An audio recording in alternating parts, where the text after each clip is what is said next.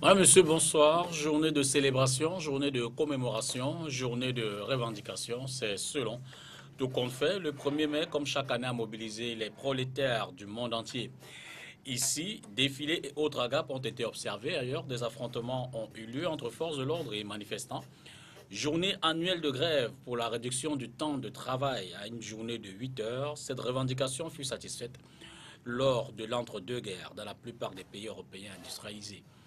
La fête du 1er mai devint alors une journée de célébration des combats des travailleurs et des travailleuses. Voilà pour l'historique. Nous nous en inspirerons pour interroger la situation des travailleurs camerounais. Pourquoi ne pas poser sur la table la problématique du chômage et recueillir les suggestions des politiques pour l'amélioration des conditions de cet environnement-là. Travail décent, où en est le Cameroun? C'est le principal thème de ce jour. Évidemment, nous pourrons surfer sur d'autres sujets d'actualité, peut-être en une demi-heure, pour avoir l'analyse des panélistes sur des sujets aussi divers que le Sénat et la fin des cumuls. Que fait-on des autres administrations? La crise sécuritaire, l'Église catholique frappée dans le Nord-Ouest. Enfin, les réseaux sociaux comprennent la virulence des débats. Ce sera avec quatre invités. Maître Michel Ndoki, récemment promue vice-présidente du bureau des femmes du MRC, non moins avocate au barreau du Cameroun. Bonsoir, maître. Bonsoir. Félicitations. Écoutez, merci beaucoup. Bon, déjà, je ne suis pas encore avocat, je suis toujours avocat Ah, ça stagiaire. Et vient, puis, ouais. ce n'était pas une promotion quand même. J'ai été désignée par mes pairs. Ce n'était pas une promotion, ça tenait plus d'une élection, à mon sens. Bon, élection, promotion, de là, il y a qu'une virgule, hein. Je veux dire que vous partez de militant de base pour parler un peu comme dans l'environnement pour le sommet de la direction du bureau des femmes. Oui, on peut voir ça comme ça. Mais quand même, pour moi et pour nous, hein, au MRC, c'est important de se dire que notre responsabilité est légitimée par l'adhésion de nos amis politiques, camarades militants. Merci encore hein, de votre Et encore présence. merci pour cette invitation. Bernard Bouguin, il est du RDPC, le Rassemblement démocratique du peuple camerounais. Bonsoir Bernard, docteur Bernard Bouguin. Merci beaucoup. Merci pour l'invitation. Bonsoir aux panélistes et bonsoir à vos millions de téléspectateurs. Paul Didier Macon, 11 millions de citoyens, c'est le mouvement que conduit Cabral Libi. Évidemment, c'est dans l'esprit des élections de cette année, municipales, législatives et présidentielles. Bonsoir Paul Didier. Bonsoir, bonsoir à vous, monsieur Dupita Tango, bonsoir à vos millions de téléspectateurs. Il n'est pas exagéré hein, de préciser néanmoins que vous êtes enseignant d'université. Je suis enseignant, chercheur à l'université, pas encore enseignant, mais chercheur à l'université de Douala. D'accord. On attend Célestin Djamé du SDF qui sera là d'un moment à l'autre. Peut-être qu'il a été rattrapé par la fête. Cela dit, il nous en parlera dans quelques secondes seulement. Le temps de prendre la première transition et surfer, je l'ai dit, sur les autres sujets.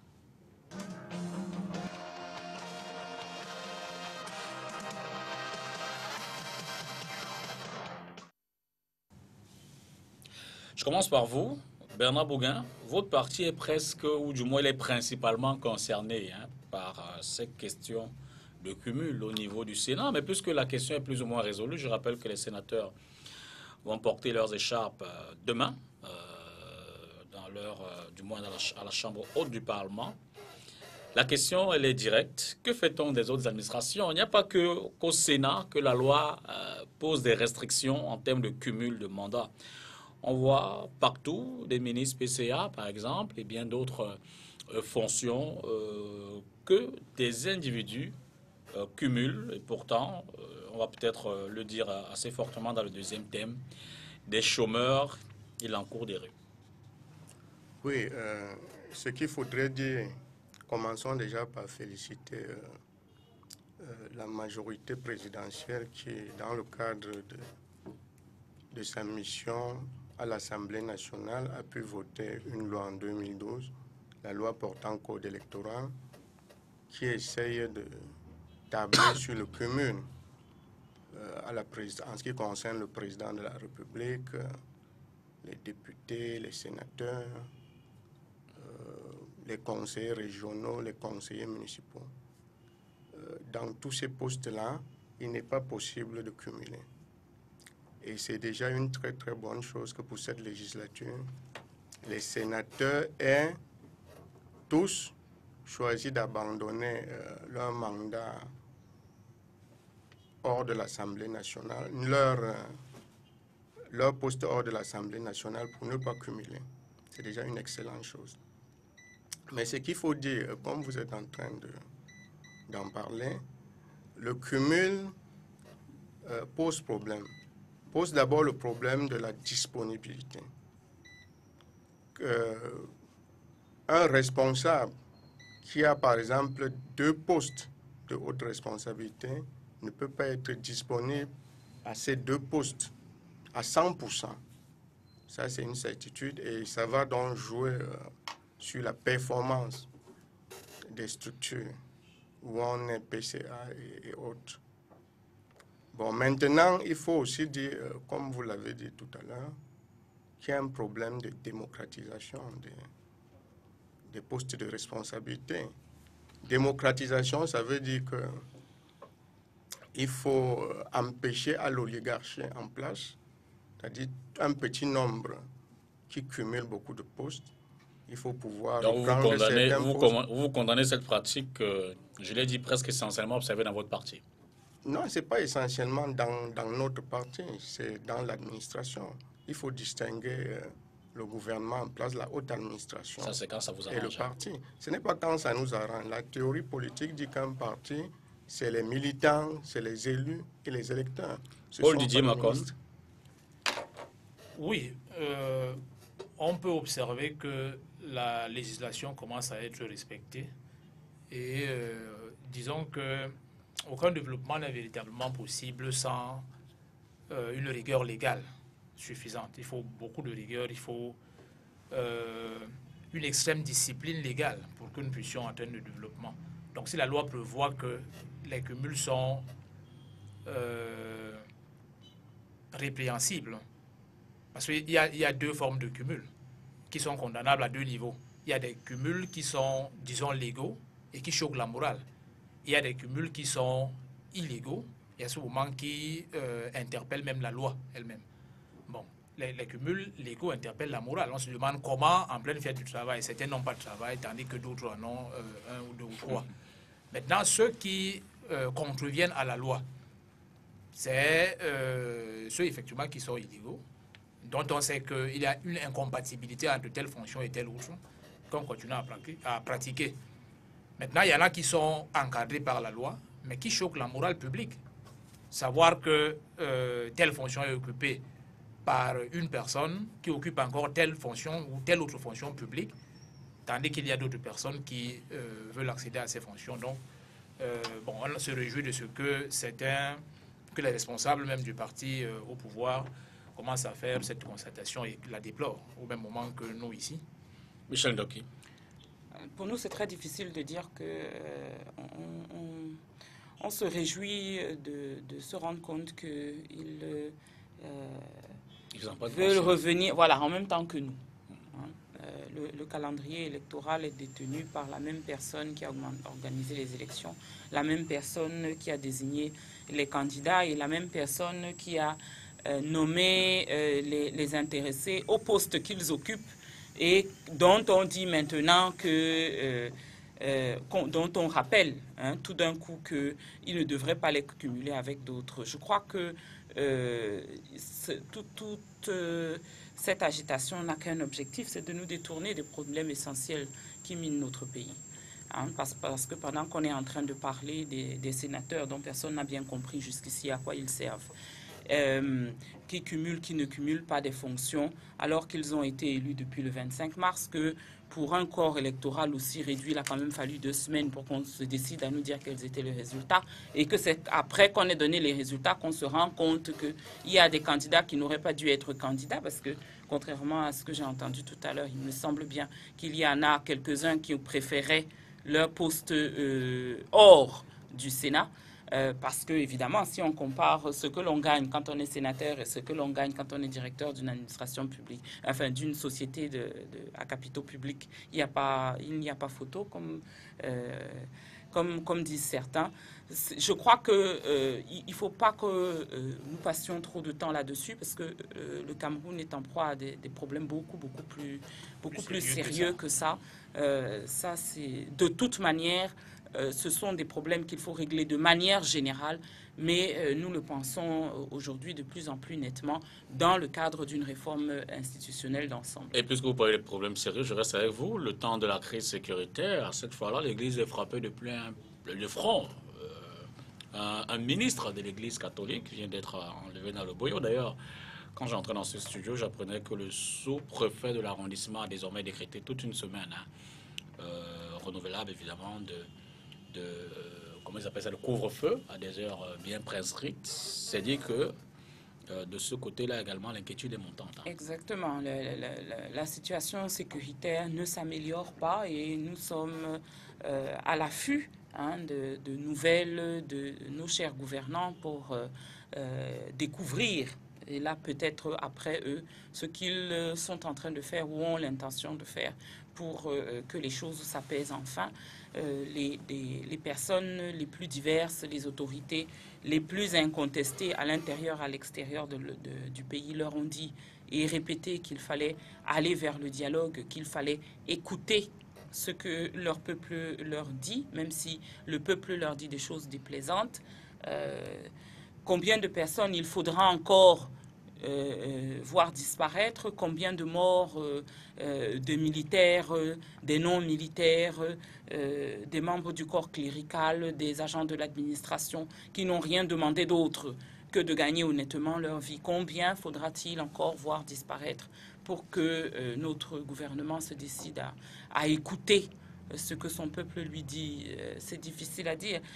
Ce qu'il faut prendre pour nous dans tout ça, les citoyens que nous sommes, c'est qu'il faut reprendre en main, et c'est, j'espère, là que nous allons passer le plus de temps. Il faut reprendre en main les institutions de ce pays, les confier à des personnes plus compétentes et plus responsables et construire cette nation tout simplement.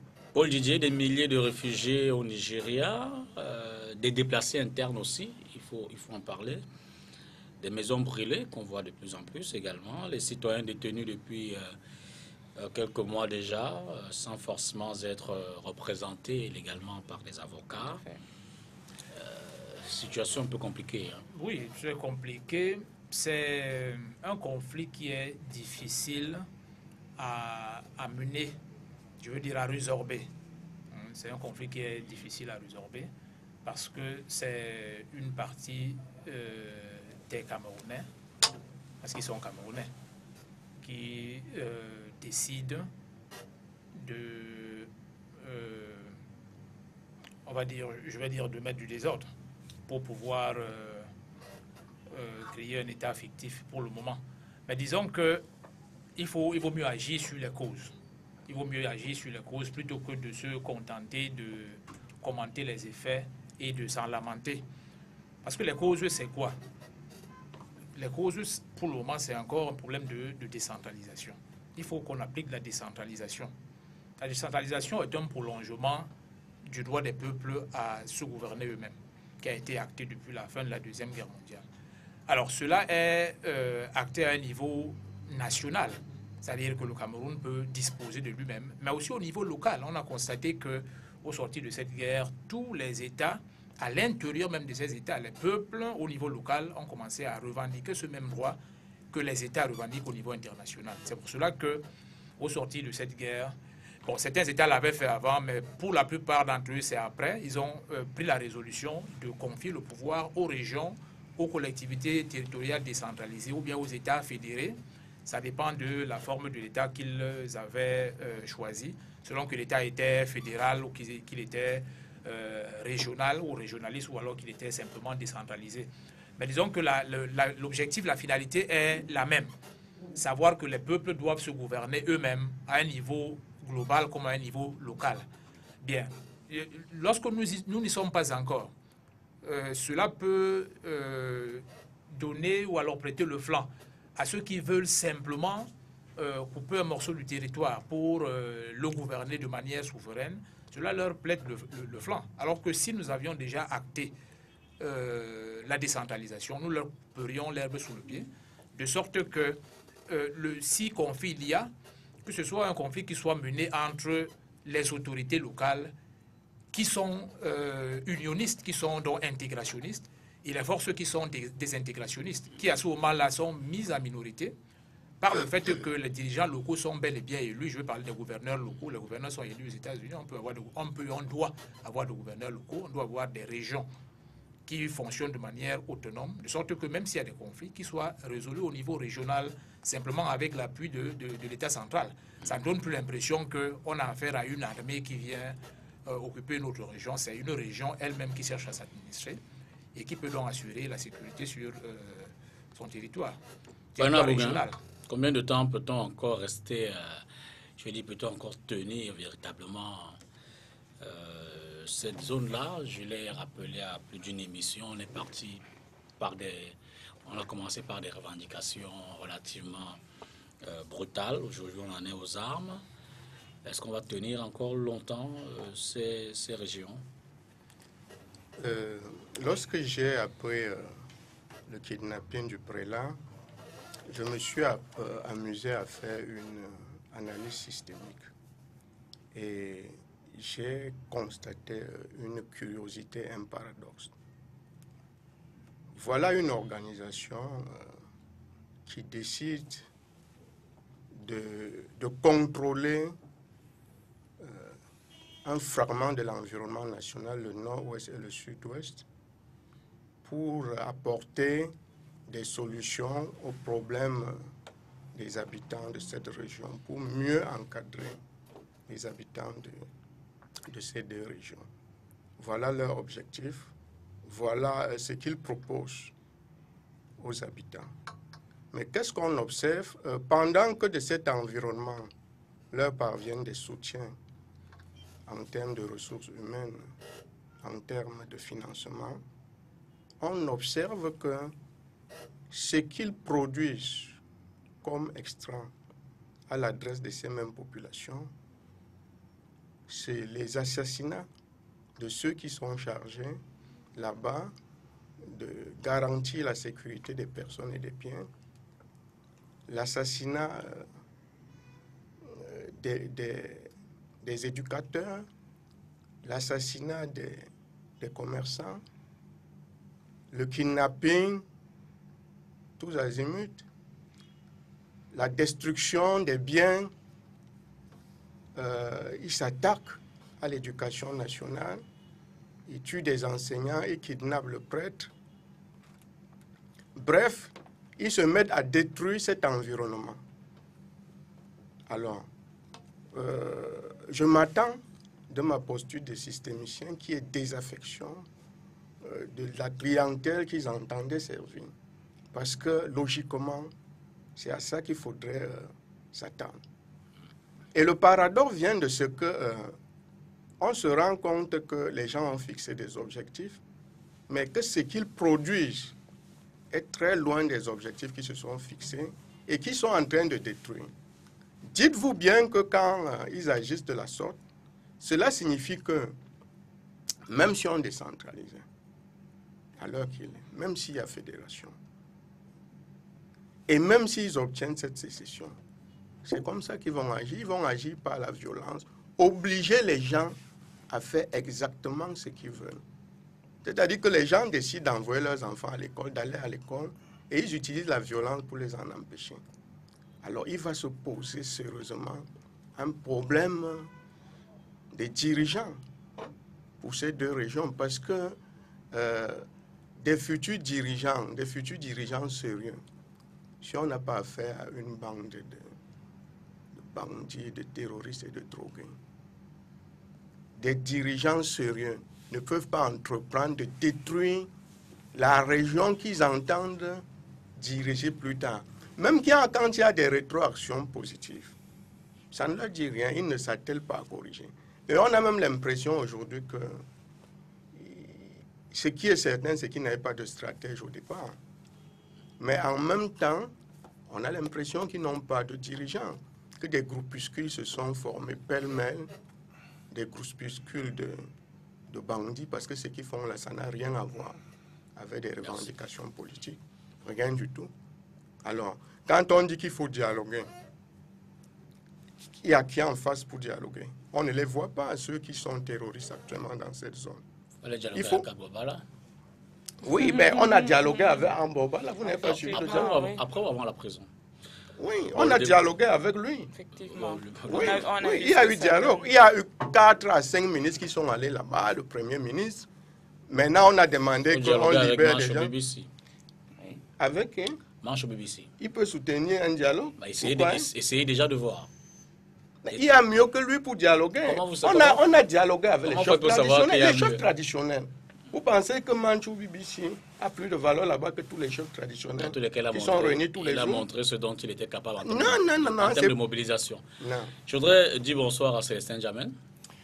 Bonsoir Lipita, bonsoir à tous les téléspectateurs. Je m'excuse déjà du léger retard que j'ai pris suite à des désagréments sur la route de Douala. En cette fête du 1er mai, malheureusement, il y a des fêtards sur la route qui bloquent carrément le chemin. Donc je m'en excuse très profondément et merci de m'avoir invité. Évidemment. Alors moi je voudrais vous prendre par la dernière des questions d'entrée relative aux réseaux sociaux. Loin du débat, je veux dire... Nous sommes à 6 mois, plus ou moins, des échéances assez importantes en termes de présidentielles, de municipales et de législatives. Mais on voit très peu, du moins les candidats ou les prétendants aux divers postes ne se déploient pas encore en termes de programme. On en découvre très peu. Et pourtant, que ce soit sur les réseaux sociaux ou même à la télévision ou dans les médias, le débat est extrêmement virulent, qui parle de tout, sauf forcément les propositions de l'offre politique à l'endroit des électeurs. Oui, je dois dire que Internet, c'est d'abord un espace de communication tout public. N'importe qui peut venir déverser ce qu'il veut, ce qu'il entend. Ça va des plus intelligents ou moins intelligents, pour ne pas dire les plus privés de la matière grise. Donc c'est un espace ultra démocratique. Où tout le monde peut dire ce qu'il veut. Maintenant, les candidats, certains ont commencé à déployer un petit peu des bribes de leur programme sur Internet, qui, à mon sens, est un support comme un autre. Aujourd'hui, on ne peut pas se passer des réseaux sociaux quand on est candidat à une élection présidentielle, même une élection qui n'est pas présidentielle d'ailleurs. Je pense que Internet, c'est le média le plus indiqué aujourd'hui, ce qui n'enlève pas l'importance du terrain, parce qu'il ne faut pas non plus penser qu'effectivement, on n'est que sur Internet et on oublie le terrain. Maintenant, c'est vrai qu'il y a des personnes qui se disent proches de certains candidats, qui se permettent de dire tout et n'importe quoi, qui n'engagent pas forcément les candidats. Parce qu'en vérité, si on veut la parole du candidat, il faut s'en référer au programme qu'il a déjà fait sortir, pour certains en tout cas des bribes de programme. On ne doit pas l'attribuer totalement, n'est-ce pas, au candidat présumé. Maintenant, j'ai remarqué, pour ce qui me concerne, une marée, une overdose de tribalisme cybernétique qui me dépasse pour ce qui me concerne, parce qu'en vérité, moi, je n'ai jamais vécu, au Cameroun, de tribalisme physique, c'est-à-dire que depuis l'école primaire, j'ai toujours été avec des amis de tous horizons, de toutes les tribus, mais je n'ai jamais, jusqu'à aujourd'hui, au Cameroun, physiquement, vécu un acte de tribalisme. Donc je crois qu'il y a l'aspect un peu, l'instinct animal de l'homme, n'est-ce pas, du fait qu'on n'est pas vu, on ne sait pas qui c'est, beaucoup sont anonymes, donc ils disent n'importe quoi, donc ils se laissent parfois aller à leur instinct animal, et c'est dommage. Maintenant, je pense que le problème le plus important, c'est le débat sur les projets. D'abord, un programme qui contient plusieurs projets sur différents secteurs, c'est ça qui est important. Je crois qu'on devait pour cela, à mon sens, éduquer les Camerounais à lire, mais surtout à comprendre les programmes, parce que souvent on va voter le frère du village et pas forcément ce qu'il propose, et c'est bien dommage. Donc si l'électeur n'est pas formé à comprendre, à lire un programme, ce sera des débats ras des pâquerettes. Donc il est important que les candidats essaient de discuter projet contre projet, que les Camerounais comprennent sur le domaine énergétique, au niveau de la justice, au niveau de la santé, au niveau des infrastructures, ce que propose telle ou telle personne. Donc là maintenant on n'a rien du tout. Les internautes se défoulent complètement, il y a des fantasmes, il y a des choses qui me paraissent complètement irréelles. C'est sur cette relance. Mais je voulais insister pour dire que le tribalisme est un délit. L'apologie du tribalisme est un délit. Que ça se passe sur Internet ou pas, c'est un délit. Je pense qu'on devrait commencer à frapper certains apologistes du tribalisme Et j'ai cru savoir qu'il y a une télévision de Yaoundé qui se donne à cœur joie. Et ce n'est pas normal dans ce pays où le code pénal punit le tribalisme. Et c'est là que je voudrais relancer Michel Ndoki, d'ailleurs par l'un des pans que vous avez développé. Est-ce que justement l'absence ou alors le silence autour des programmes, l'absence des acteurs politiques engagés ou qui prétendent aux différentes élections n'est justement pas pour contribuer à... C'est comme si le peuple a soif d'écouter les voix politiques, mais comme celles-là ne se font pas entendre, alors bonjour aux dérives. Je ne sais pas comment est-ce qu'il faut qu'elle fasse pour se faire entendre. Je vais commencer par parler du MRC que je connais un peu. Nous avons eu une convention il y a moins d'un mois. Et pendant cette convention, nous avons passé beaucoup de temps à discuter de nos espoirs pour le Cameroun. Le président élu du MRC a passé beaucoup de temps à expliquer les 5 piliers de la vision de développement du MRC, du projet de société du MRC. Il est passé ensuite sur un certain nombre de chaînes de télévision. Il y a eu ensuite un certain nombre de communications sur les réseaux sociaux, justement, pour simplifier le message, décrypter, décliner ce message en sources que le MRC pense être des sources de financement pour son programme de croissance. Qu'est-ce que l'on veut dire par rapport à l'aspect production de notre programme de développement, qu'est-ce que nous entendons sur le plan de la santé en ce qui concerne la jeunesse. À chaque grand rendez-vous avec la nation camerounaise, qu'il s'agisse de la Journée internationale de la femme, de la fête de la jeunesse, il y a eu une communication du président national du MRC pour parler justement à l'une et à l'autre occasion et aux intéressés principaux, les jeunes, les femmes, de ce que le MRC voyait pour eux ou elles. Je ne sais pas quand on dit que nous ne parlons pas de nos programmes. En revanche, une chose que je peux regretter, c'est qu'effectivement, il n'y a pas suffisamment d'espace dédié à ce type de conversation. À chaque fois, et vous savez très bien, Dipita Tongo, que c'est une conversation récurrente entre nous, chaque fois que l'on vous demande de créer un espace de discussion sur les programmes, la réponse est oui, mais ce n'est pas ça qui fait l'actualité. Effectivement, la plupart des gens, regardez même les campagnes présidentielles, c'est l'exemple de la France qui me vient en tête. On se souvient pas très bien du programme que défendaient Nicolas Sarkozy et Ségolène Royal, mais on se souvient de sa phrase célèbre « Oui, je suis en colère, c'est une saine colère ». On se souvient bien des larmes de Nicolas Sarkozy à propos, je ne sais plus, de l'histoire de sa femme. On se souvient bien d'un ou deux scandales ou une ou deux attitudes de François Hollande. Qui est capable de vous parler du programme sur la base duquel il a été élu? C'est la nature humaine d'être attiré par des choses qui ne sont pas intellectuellement très excitantes. De beaux exemples, mais nous en revanche également, ce que cela veut dire, on rêve de voir les leaders sur les plateaux. Mais appelez-les. Et je voudrais finir par là. Appelez-les. Nous avons dans cette ville en particulier un certain nombre de grands élus politiques. On a au moins un délégué du gouvernement, on a au moins, je ne sais pas, 5 maires. Il ne pas le programme, il ne porte pas de projet. Moi, je parle des hommes politiques. On a au moins 5 maires. Vous avez entendu que la moitié de ma phrase. Pourquoi est-ce que on ne dit pas, comme j'ai pu le subir moi-même sur un plateau, nous avons invité M. Lengue Malapa sur un plateau de télévision. Moi, je serais ravie de le rencontrer et de parler de ses réalisations de ces 5 dernières années. Et M. Lengue Malapa n'a pas osé accepter notre invitation. Au lieu de cela, on reçoit continuellement des personnes qui ne portent rien, qui ne sont responsables devant aucun élu d'aucun programme et qui répètent à l'envi des discours qui sont les mêmes, quelles que soient les circonstances par rapport au sujet. Je peux vous assurer qu'à ce jour, Maurice Kamto ne viendrait pas s'asseoir en face de Joshua aussi sur ce plateau, encore moins de Cabral Libé. Est-ce que c'est une invitation? C'est pas l'invitation qui a manqué.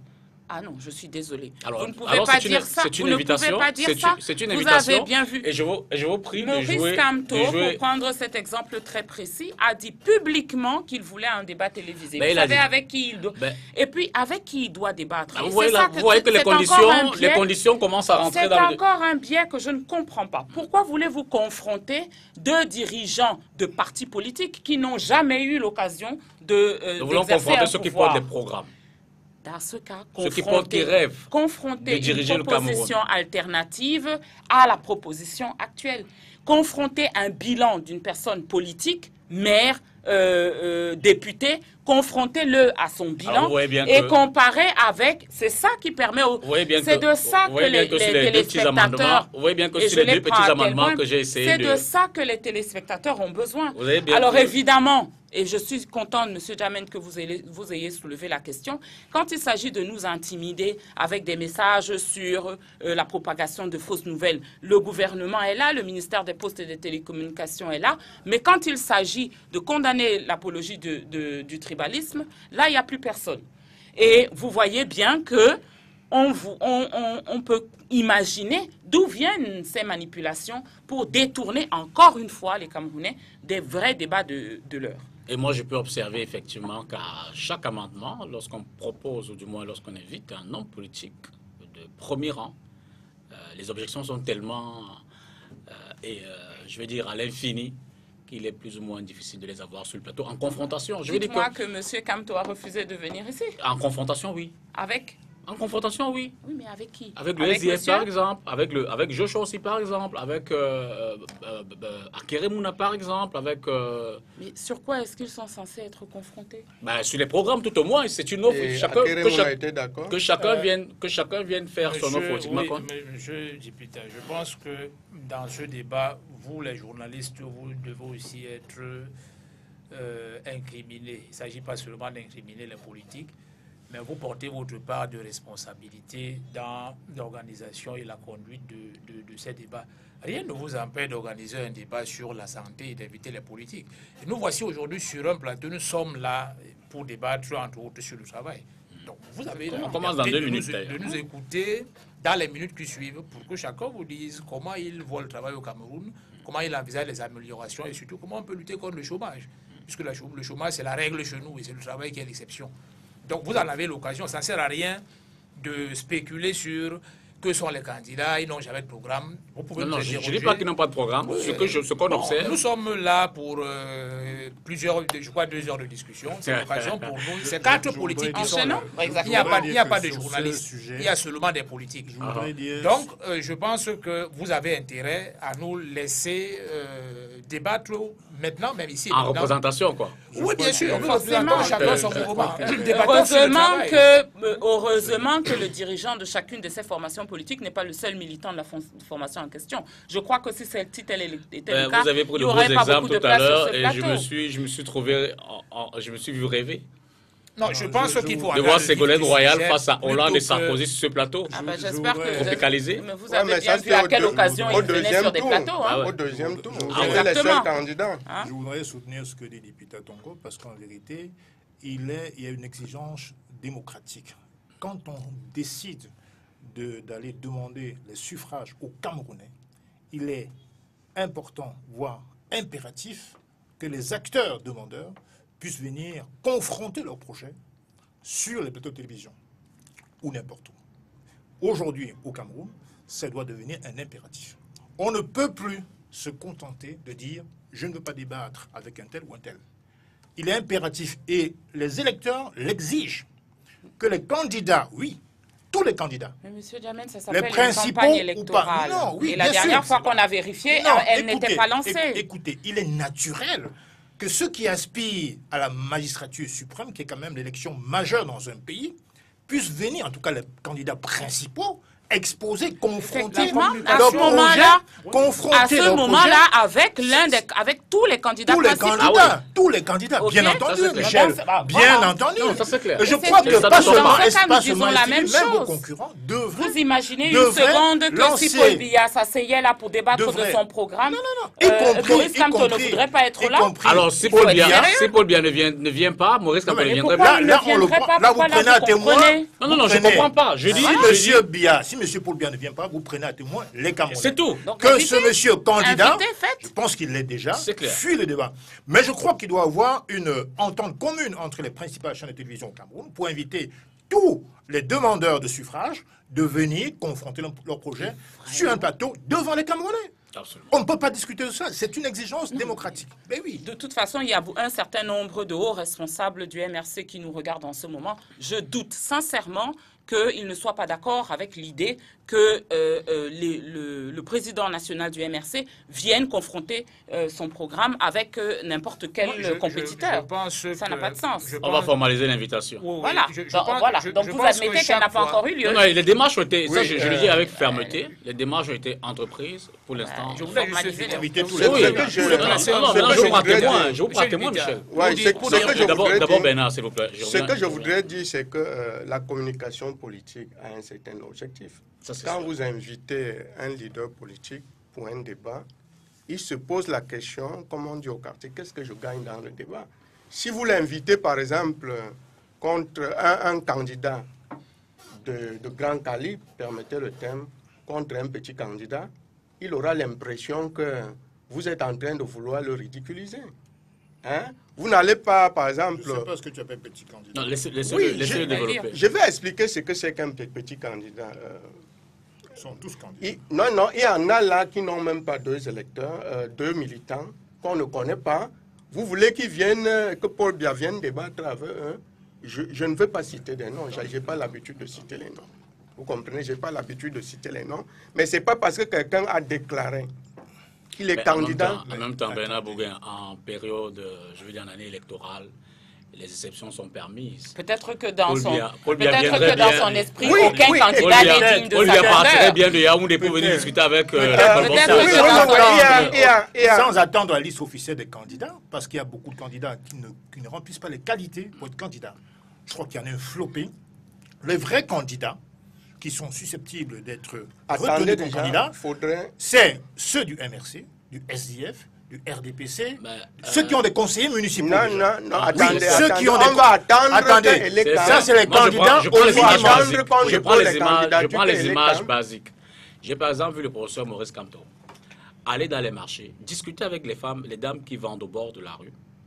J'ai vu Joshua aussi à Ça, Bouddha. c'est pas un débat, ça. Non, je veux dire, je prends... Non, parce que C'est la campagne. La vous voulez communication ne se m'opposer, limite vous voulez pas au m'opposer débat. la On peut qualité... communiquer sans forcément débattre. non, Vous le voulez débat, c'est m'opposer pas la au Cameroun. qualité... À c'est des l'estin. millions de Camerounais. Parce Dans un débat. que Dans un débat. vous opposez la qualité des personnes qui viendront en face.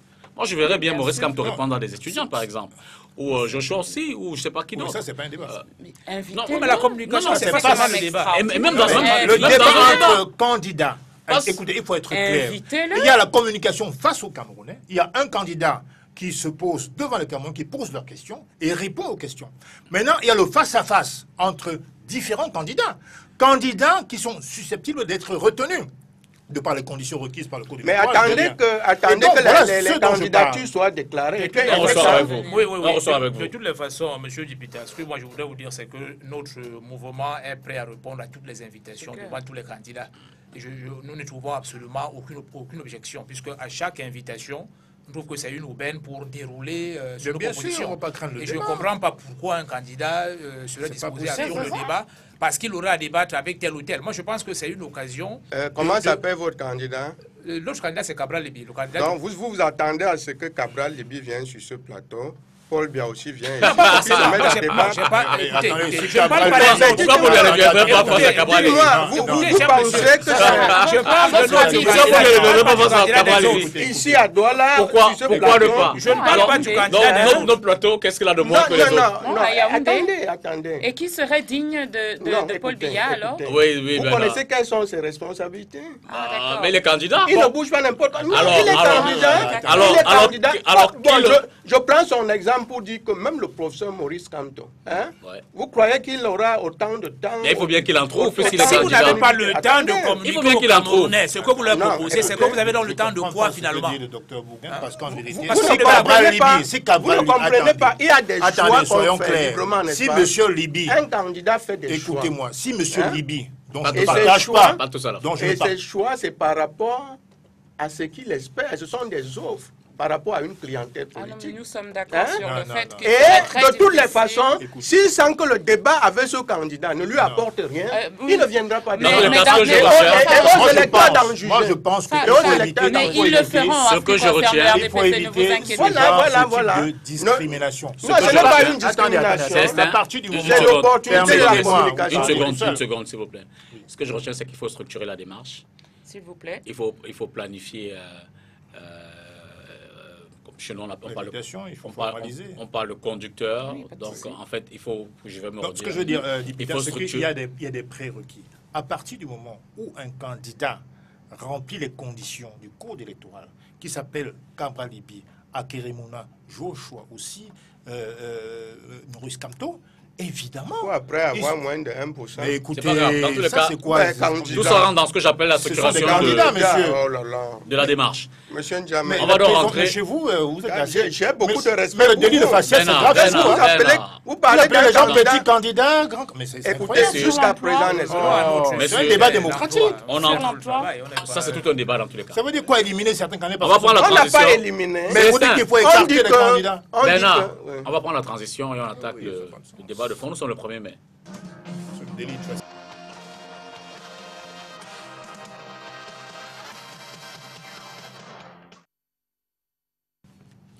Nous l'avons dit dès l'entame, journée de célébration, journée de commémoration, journée de revendication, travail décent. Où en est le Cameroun? Un ou deux chiffres rapidement énoncés, environ 70% de sous-emploi dans notre pays et 27% des jeunes qui sont au chômage, pour un SMIC qui est d'ailleurs classé comme étant le plus bas d'Afrique et évalué dans la marge 28 000 francs CFA, 36 000 francs CFA en 2-3 lignes. Voilà un peu décrit l'environnement au Cameroun. Bernard, je sais que dans le discours officiel, on parle beaucoup d'amélioration, mais il faut aussi observer que les coupes salariales du début des années 90, on peut le dire, n'ont pas encore été rattrapées. Hein. Non, pas du tout. Et je suis bien placé pour vous le dire puisque je suis fonctionnaire. Pas du tout. Mais alors, il faudrait reconnaître que les situations sont diverses. Suivant que l'employeur s'appelle l'État ou alors que l'employeur s'appelle multinational ou alors une société privée qui bat des ailes pour pouvoir tenir, ou alors une grande société, les situations ne seront pas les mêmes. Déjà, il faut distinguer la situation du travailleur de celui du chômeur. Il faut aussi distinguer l'auto-emploi. Il faudrait reconnaître que l'État est le plus gros employeur et que même au niveau de la fonction publique, les droits ne sont pas les mêmes. Qu'il s'agisse du droit à la rémunération, de l'âge de départ à la retraite, vous allez vous rendre compte que les fonctionnaires sont avantagés par rapport aux agents publics relevant du code du travail. Vous allez vous rendre qu'il y a certains corps qui ont encore plus d'avantages et vous verrez que dans le parapublic, la situation est encore plus reluisante. Quand dans le privé, vous avez par exemple, parlant du travail décent, une grande entreprise qui fait beaucoup de bénéfices. Alors, dans ce cas, on peut s'attendre à ce que les conditions, c'est-à-dire un salaire juste et équitable, une prise en charge de la santé, des meilleures conditions, etc., que cela soit rempli. Mais si vous avez une entreprise qui se bat pour subsister et qui doit employer les gens, qui n'arrive pas forcément à, comme on le dit souvent, à joindre aisément les deux bouts. Ça ne peut pas être pareil. Mais reconnaissons qu'en général, nous sommes dans une situation d'un pays pauvre très très endetté. Nous pouvons reconnaître également qu'il y a une certaine malgouvernance qu'il faut corriger. Mais, dans tous les cas, dites-vous bien qu'il y en a qui sont logés à meilleure enseigne que d'autres. Il y en a là, vous leur parlez d'un travail indécent. Et vous Ils vous diront qu'ils n'en ont jamais entendu. Et vous serez d'accord peut-être avec Paul Didier que c'est la conséquence d'une politique d'emploi mise en œuvre qui résulte, ou du moins qui donne ces résultats-là, Paul Didier? Oui, j'aimerais dire d'entrée de jeu que la situation des travailleurs au Cameroun n'est pas reluisante du tout, comme nous le savons. Déjà que la quantité de travailleurs que nous avons est très peu élevée. Nous avons un taux d'emploi qui tourne autour de 6%, si nous prenons l'emploi salarié seulement, puisque l'État emploie un peu plus de 300 000 personnes, tout comme la somme de toutes les entreprises privées. Nous serions donc autour de 600 000 salariés au Cameroun sur une population potentielle de demandeurs d'emploi de 11 millions. On est autour de 6%. Ça veut dire que si on considérait que l'emploi salarié, le taux de chômage serait de 94%, bien au-delà de ce qui est officiellement annoncé. C'est une situation préoccupante. Donc quand nous parlons de fête du travail au Cameroun, en réalité, ce n'est pas seulement la fête de ceux qui travaillent déjà, mais la préoccupation majeure devrait même être orientée vers ceux qui ne travaillent pas. Pourquoi ne travaillent-ils pas? Alors que tout le potentiel est là pour que nous puissions mettre notre population au travail et que nous construisions notre développement. C'est cela qui fait problème. Donc, nous devons être amenés à réfléchir sur toutes ces situations. J'ai entendu, vous avez dit 70% de sous-emploi. Moi, je parle de 94%. Alors, tout cela, c'est la résultante d'abord d'un taux d'investissement public qui reste extrêmement faible. C'est-à-dire dans la répartition budgétaire même de nos ressources publiques, la part qui est consacrée à l'investissement qui doit générer de l'emploi massivement, cette part-là reste faible et souvent mal distribuée. Même la plus petite partie qui est consacrée, elle est mal distribuée. Bon, peut-être que nous allons y revenir plus en détail tout à l'heure. Mais la part de l'investissement restant faible, il n'y a pas d'investissement, il n'y a pas de création d'emplois, il n'y a pas de création de richesse, donc il n'y a pas de développement. Nous n'allons pas inventer la roue. L'emploi dans tous les pays est public et privé. L'État emploie un certain nombre de personnes et le privé emploie une autre quantité. Le ratio, c'est souvent 5 sur 6 employés, l'État en emploie 1 et le secteur productif qui est essentiellement privé en emploie 5. Donc, si vous voulez avoir un emploi public, il en faut 5 de privé. Bien, maintenant, ce que l'État doit faire, c'est qu'il doit mettre en œuvre les incitations et les facilitations qu'il faut pour accompagner ceux qui veulent créer des emplois, lui-même étant aussi un créateur, pas seulement dans la fonction publique, mais aussi dans le secteur productif, notamment le secteur agricole. Les investissements qui doivent être réalisés ne le sont pas, ou ne le sont pas suffisamment, ou alors ne sont pas orientés comme cela se doit. J'aimerais que nous discutions là-dessus en profondeur, pour que vous qui parliez du programme tout à l'heure, que nous vous présentions quelques lignes. Oui, on voilà, de nos propositions sur cette question de l'emploi, puisque la question du travail, elle est extrêmement large. Mais je préfère l'aborder sous le plan de la création d'emplois pour ceux qui n'en ont pas et la protection du peu que nous avons là maintenant. Donc, j'aimerais vraiment avoir du temps pour développer davantage dessus. Michel Docou. Pour nous, une chose est extrêmement préoccupante, c'est la réaction que vous avez entendue tout à l'heure par rapport à la question que vous avez posée. Et vous posez le cadre. Voilà le taux de sous-emploi, voilà le taux de population au chômage. Comment on peut dire que l'emploi se porte dans notre pays? Première réponse, les salariés sont différents selon qu'ils sont dans le secteur public. Donc, 70% de sous-emploi, on ne le voit pas. Dans le gouvernement, l'équipe dirigeante actuelle, on ne les voit pas. Quand on pense à la question du travail, et si vous regardez la thématique de cette année, de la fête du travail, vous le voyez bien, on continue de ne parler que d'une élite, parce qu'il faut bien l'appeler ainsi, qui a eu la chance, entre guillemets, d'être dotée d'un emploi. Et en ce qui concerne la fonction publique, on voit bien d'ailleurs que c'est tellement un privilège que vous avez très peu de travail qui est associé à l'emploi. Je crois que ce serait intéressant d'avoir une réflexion, une étude sur le nombre d'heures que passe chaque fonctionnaire à son lieu de service et le nombre d'heures qu'il y passe à travailler. Effectivement, je crois que ça serait très intéressant. En tout cas, notre expérience en tant qu'utilisateur du service public est que ce nombre d'heures parfois pourrait être augmenté.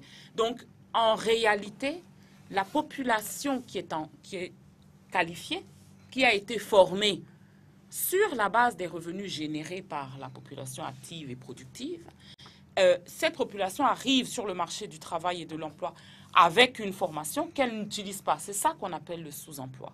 Et aujourd'hui, les propositions, on peut difficilement parler de propositions qui sont faites parce qu'il y a même une difficulté de l'État actuel à voir cette réalité-là. Comme elle est difficile à appréhender pour lui, qui ne pose que la question du maintien du statut de l'élite qui est en place, elle est difficile à corriger. Nous avons toute une politique justement qui embrasse tous les aspects actuels de la difficulté d'être employé. Nous avons, et cela a été mentionné tout à l'heure, un tissu économique insuffisant. Et là où nous divergeons par rapport à la proposition de 11 millions, c'est que pour nous, il faut encourager l'investissement privé.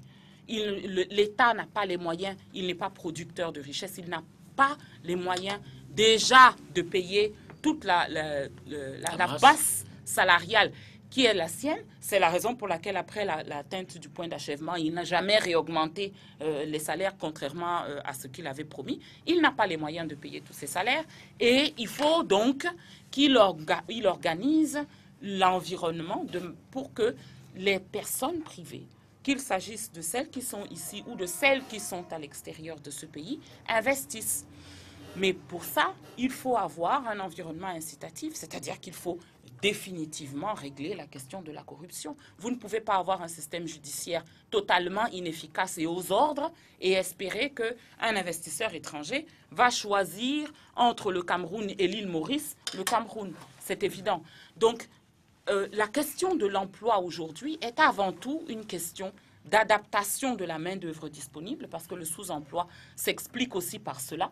Vous avez beaucoup de personnes qui sortent des écoles, des universités, etc., mais qui n'ont malheureusement pas les compétences, les talents qui sont souhaités sur le parce qu'il n'y a aucun effort de l'État pour développer des filières, pour rechercher les marchés porteurs au niveau mondial et impulser une politique éducative en conséquence. Voilà comment est-ce qu'on peut résoudre, mais c'est dans une vision d'ensemble, et j'espère effectivement qu'on va pouvoir en parler un peu plus en détail, dans une perspective d'ensemble, la question de l'emploi dans notre pays. Et je rappelle en vous passant la parole que le thème cette année, c'est dialogue social, facteur de promotion du travail décent et de progrès socio-économique au Cameroun. Dialogue social, ça veut dire qu'il faut discuter parce que comme on a entre syndicats et employeurs, c'est ce que je disais tout à l'heure quand je parlais autant en parler quoi. Oui, je pense qu'il n'est pas inutile de rappeler que votre thématique aujourd'hui n'est pas le fait du hasard. On est le 1er mai. Absolument. Et c'est quand même allusif à la Journée internationale du travail. Je pense qu'il faut rappeler aux Camerounais que c'est en 1886 que certains salariés de Chicago aux États-Unis se sont mis en grève. Et je peux vous assurer que c'était une grève qui avait été très durement réprimée au 19e siècle. Et de 1886 à 1889, il y a eu pendant 3 ans, de manière discontinue, des grèves récurrentes. Et c'est à Paris que le principe même de la journée de 8 heures avait été acquise et le principe de la Journée internationale du travail, qui prend effet 2 ans plus tard, en 1890. Donc depuis pratiquement maintenant 200 ans, eh bien aujourd'hui dans le monde entier, on célèbre non pas de manière festive, parce que ça devrait être, avant d'être une fête, c'est d'abord une commémoration qui devrait poser les vrais enjeux des travailleurs sur la table, c'est-à-dire que les conditions dans lesquelles ils sont utilisés, ils sont... C'est pas l'impression qu'on a vu d'ici. Justement, j'y arrive. Et donc, revenu dans le cas du Cameroun. Alors, moi, je trouve toujours indécent de parler du travail décent au Cameroun.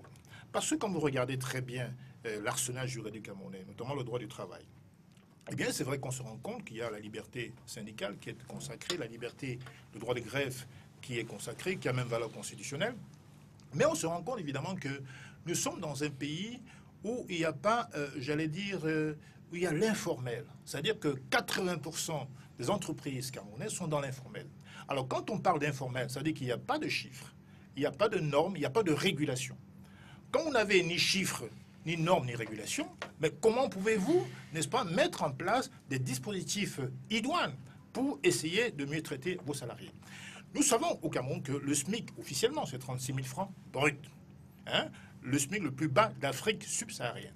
C'est-à-dire qu'en net, un Camerounais, il y a des Camerounais qui ont aujourd'hui moins de 26 000 francs par mois. Moi, je connais personnellement un gardien du moment où j'habitais Bonabéry, de mon immeuble, qui partait de Ndokotié à 5 h du matin, traverser le pont parce qu'il gagnait 25 000 francs par mois. S'il se risquait à prendre le taxi avec ce montant-là, et vous vous rendez compte qu'il ne mangerait même pas chaque jour. Donc, voilà la situation aujourd'hui au Cameroun. Donc, nous sommes dans un pays où la plupart des salariés sont dans une extrême précarité. Et quand on parle d'emploi, on ne parle pas que des fonctionnaires, je suis désolé. On parle de tous les salariés. Donc, aujourd'hui au Cameroun, par exemple, il y a 38%, n'est-ce pas, 38% de jeunes Camerounais de 19 à 45 ans, n'est-ce pas, qui constituent 65% de la population qui sont au chômage.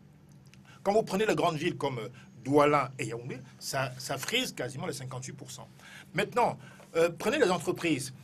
Moins de 20% déclarent leurs salariés à la CNPS. C'est quand même assez grave. Moins de 20% des entreprises déclarent leurs salariés à la CNPS. Donc, dans ces conditions-là, comment peut-on parler de travail décent, d'autant plus que les salaires sont très peu convenables, il n'y a pas de protection sociale, il n'y a pas de liberté syndicale. Quand un salarié ose prendre son carton ou sa carte de syndicat, il est pourchassé, il est intimidé, il est muselé dans l'entreprise. Donc, alors même que le droit syndical, le droit de grève sont codifiés dans la Constitution, et que l'État garantit, n'est-ce pas, l'exercice de ces droits-là. Or, quand un salarié ose le faire, il est mis en difficulté. Donc, comment peut-on parler d'un salaire, d'un travail décent avec moins de 30 000 francs par mois aujourd'hui au Cameroun? C'est impensable. Par ailleurs, on a vu dans certaines corporations les conventions collectives, notamment dans le paysage audiovisuel camerounais, qui est souvent très peu respecté, donc c'est du n'importe quoi. On a parfois vu des patrons de presse, n'est-ce pas, traiter, n'est-ce pas, leurs salariés comme du bétail. Très souvent, il n'y a pas de contrat de travail.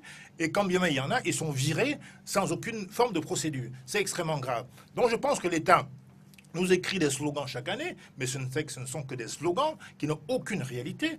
Quand on parle de PPTE, moi je ris. L'initiative PPTE nous a permis d'avoir une remise de dette d'environ 1420 milliards. Je rappelle qu'au seul titre des salaires fictifs, on a détourné au Cameroun 1920 milliards sur 20 ans.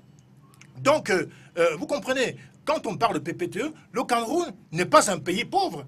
C'est un pays extrêmement riche, bourré de détourneurs. Regardez la prison de Kondengui à Douala, mais elles sont pleines de détourneurs de fonds publics, et ça se compte par milliards. Donc, on arrête de me dire le Cameroun est dans une phase de pays PPTE. Non, c'est faux. Il y a des détournements de fonds publics dans ce pays, ce qui fait qu'aujourd'hui, on ne peut pas thésauriser pour lancer les programmes adéquats pour les Dans le thème de cette 132e célébration, il y a deux entités qui m'interpellent. Dialogue social et travail décent. Alors, qu'est-ce qu'ils se disent au niveau des pouvoirs publics? Parce qu'on ne peut pas offrir un travail décent. Alors, autant dialoguer pour apaiser, pour essayer d'expliquer, pour ne pas soulever les foules. Oui, vous dites parce que les pouvoirs publics ne peuvent pas offrir. Je veux dire, j'ai fait une interprétation à la venue de ce qui me vient. Je voudrais expliquer et redire que l'État du Cameroun est un État-providence. Ça veut dire que l'État prend en charge beaucoup de situations, alors que tel ne devrait pas être son rôle. L'État ne devrait pas employer autant de monde. L'État devrait être un État libéral. Et ça, c'est la conséquence d'un choix politique, non? Laisser au secteur... Faites la comparaison avec le nombre de fonctionnaires qu'il y a en France. Et la France est beaucoup plus peuplée. Ce que je voudrais dire, c'est que c'est le secteur privé qui devrait beaucoup employer. C'est le secteur privé qui crée de la richesse. Bon, nous allons donc reconnaître que l'État du Cameroun emploie beaucoup plus qu'il n'en faut. Elle a parlé tout à l'heure, elle a dit tout à l'heure qu'il y avait beaucoup plus de fonctionnaires qu'il n'y a de travail à faire. Parce que l'État, pour résorber le chômage, ne fait que recruter, même au-delà du besoin. Bon, ça permet de gérer le côté social, mais on peut admettre que ce n'était pas à l'État de beaucoup employer, mais de créer des incitations, et je crois que tel est le cas. Maintenant, il appartient au secteur privé d'être suffisamment dynamique. L'État ne doit pas venir dans la maison de chaque Camerounais pour le sortir avec la chicotte et dire « va créer un emploi, va créer un emploi ». Ce n'est pas ça. Les gens doivent prendre des initiatives. Il y en a qui s'en sortent très bien. Il y a des gens qui ont créé des entreprises. L'État ne leur a pas octroyé des fonds parce que les gens attendent que l'État vienne leur donner de l'argent pour qu'ils aillent créer des entreprises. Est-ce que les jeunes qui nous regardent là doivent rester dans le désespoir? Michel Ndoké, comment on fait pour résoudre ces questions de chômage? Et là, j'aimerais peut-être que c'est un pan du programme que propose le MRC. Vous, comment vous abordez la question du chômage en termes de solutions? Tout dépend du secteur dont on est en train de parler. Prenez l'agriculture. Aujourd'hui, que fait-on avec l'agriculture? Sérieusement, sur les 5, 10, 15 dernières années, quel a été le programme mis en place et quels en ont été les résultats sur la question de l'emploi? Nous avons eu des slogans. Il faut retourner à la terre, c'est bien. Agriculture de deuxième, de troisième génération. Et cela ne fonctionne pas. Ça ne fonctionne pas. Pourquoi? Vous voulez instaurer le communisme ou le poser socialisme? une question, permettez que je réponde. Chacun son tour. Parce qu'il n'y a pas de politique globale. Vous demandez aux gens de retourner à la terre, mais vous ne construisez pas de route. Moralité, les cultures restent en bord de champ. Parce qu'elles restent en bord de champ et que la moitié en est détruite, vous ne pouvez pas les avoir à des prix intéressants en ville, parce que vous n'avez aucune politique au niveau de la douane, aucun système sérieux mis en place. Demandez aux agriculteurs qui font de l'export, aucun système sérieux mis en place pour faciliter l'exportation des matières premières alors qu'on les sait périssables. Du coup, il y a des marchandises qui restent au port, qui restent à l'aéroport, avec les conséquences que cela a sur la compétitivité au niveau international. Il faut créer des filières. Il faut éviter, aujourd'hui, dans le monde d'aujourd'hui, plutôt que d'essayer de sortir un produit de Bouddha, de Pendamboko, et de le mettre sur la table, sur une table française ou allemande, telle qu'elle. Il faut créer des filières, il faut mettre en place de la transformation sur place, et puis peut-être qu'il faudrait commencer par bâtir notre indépendance au niveau alimentaire. Parce que le ridicule de la situation actuelle, c'est que vous avez des encouragements à cultiver du cacao alors que nous importons du riz. On était, il y a quelques années, à 80% de ce que nous mangeons venait de l'extérieur. Alors, au lieu que les agriculteurs camerounais soient tournés, ce qui serait quand même moins difficile conceptuellement, vers produire pour remettre le pays là où il était à l'autosuffisance alimentaire, avoir suffisamment de viande, avoir du lait, avoir du beurre, etc. On importe du riz, on importe du beurre, on importe du lait, on importe de la viande de bœuf, nous l'importons. Ça ne peut pas fonctionner. Donc, dans les propositions que nous faisons, il y a créer des filières, d'accord, pour, comment dirais-je, satisfaire la consommation locale, créer des champions, parce que selon les régions, vous avez des spécificités. On ne va pas partout se mettre à produire de l'oignon. On sait que ça sera plus adapté à la région septentrionale du pays. La laitue, on sait très bien qu'il faut plutôt aller du côté de... oui, mais maintenant, on parle de programme et ça y est, vous vous ennuyez. Je vous suis. Donc, voilà, ça c'est en ce qui concerne l'agriculture. On termine. On est sur le programme des partis politiques ou est-ce qu'on est sur le travail? Non, on est sur la réponse des partis politiques par rapport à la problématique de l'emploi. C'est deux sujets différents. Ah non, c'est pas deux sujets différents. Ce n'est pas l'économie, forcément. Le travail décent, ce n'est pas Je forcément suis désolée, moi j'ai du mal à faire l'un sans l'autre. C'est comme ça. Après, vous répondrez comme vous voulez. Mais moi j'ai du mal à concevoir. Et c'est ce qui nous gêne dans si l'approche. C'est un programme, c'est bien. Mais je veux dire que le travail décent, c'est un oui, bah oui, qui n'a rien à permettez voir. que certains aient des réponses aux questions et ne se contentent pas d'être candidats. Oui, nous avons des propositions, bien sûr. Je veux dire, si on fait un Alors, constat... maintenant, la question, mais bien sûr que Si on fait un décent. constat d'échec, Bien entendu que chômage, si, c'est du travail décent. sous-emploi, alors qu'est-ce qu'on offre? La différence d'approche, c'est que oui, si vous voulez avoir une réponse, oui, nous pensons qu'il faut relever le SMIC et qu'il faut le mettre au moins à 55 000.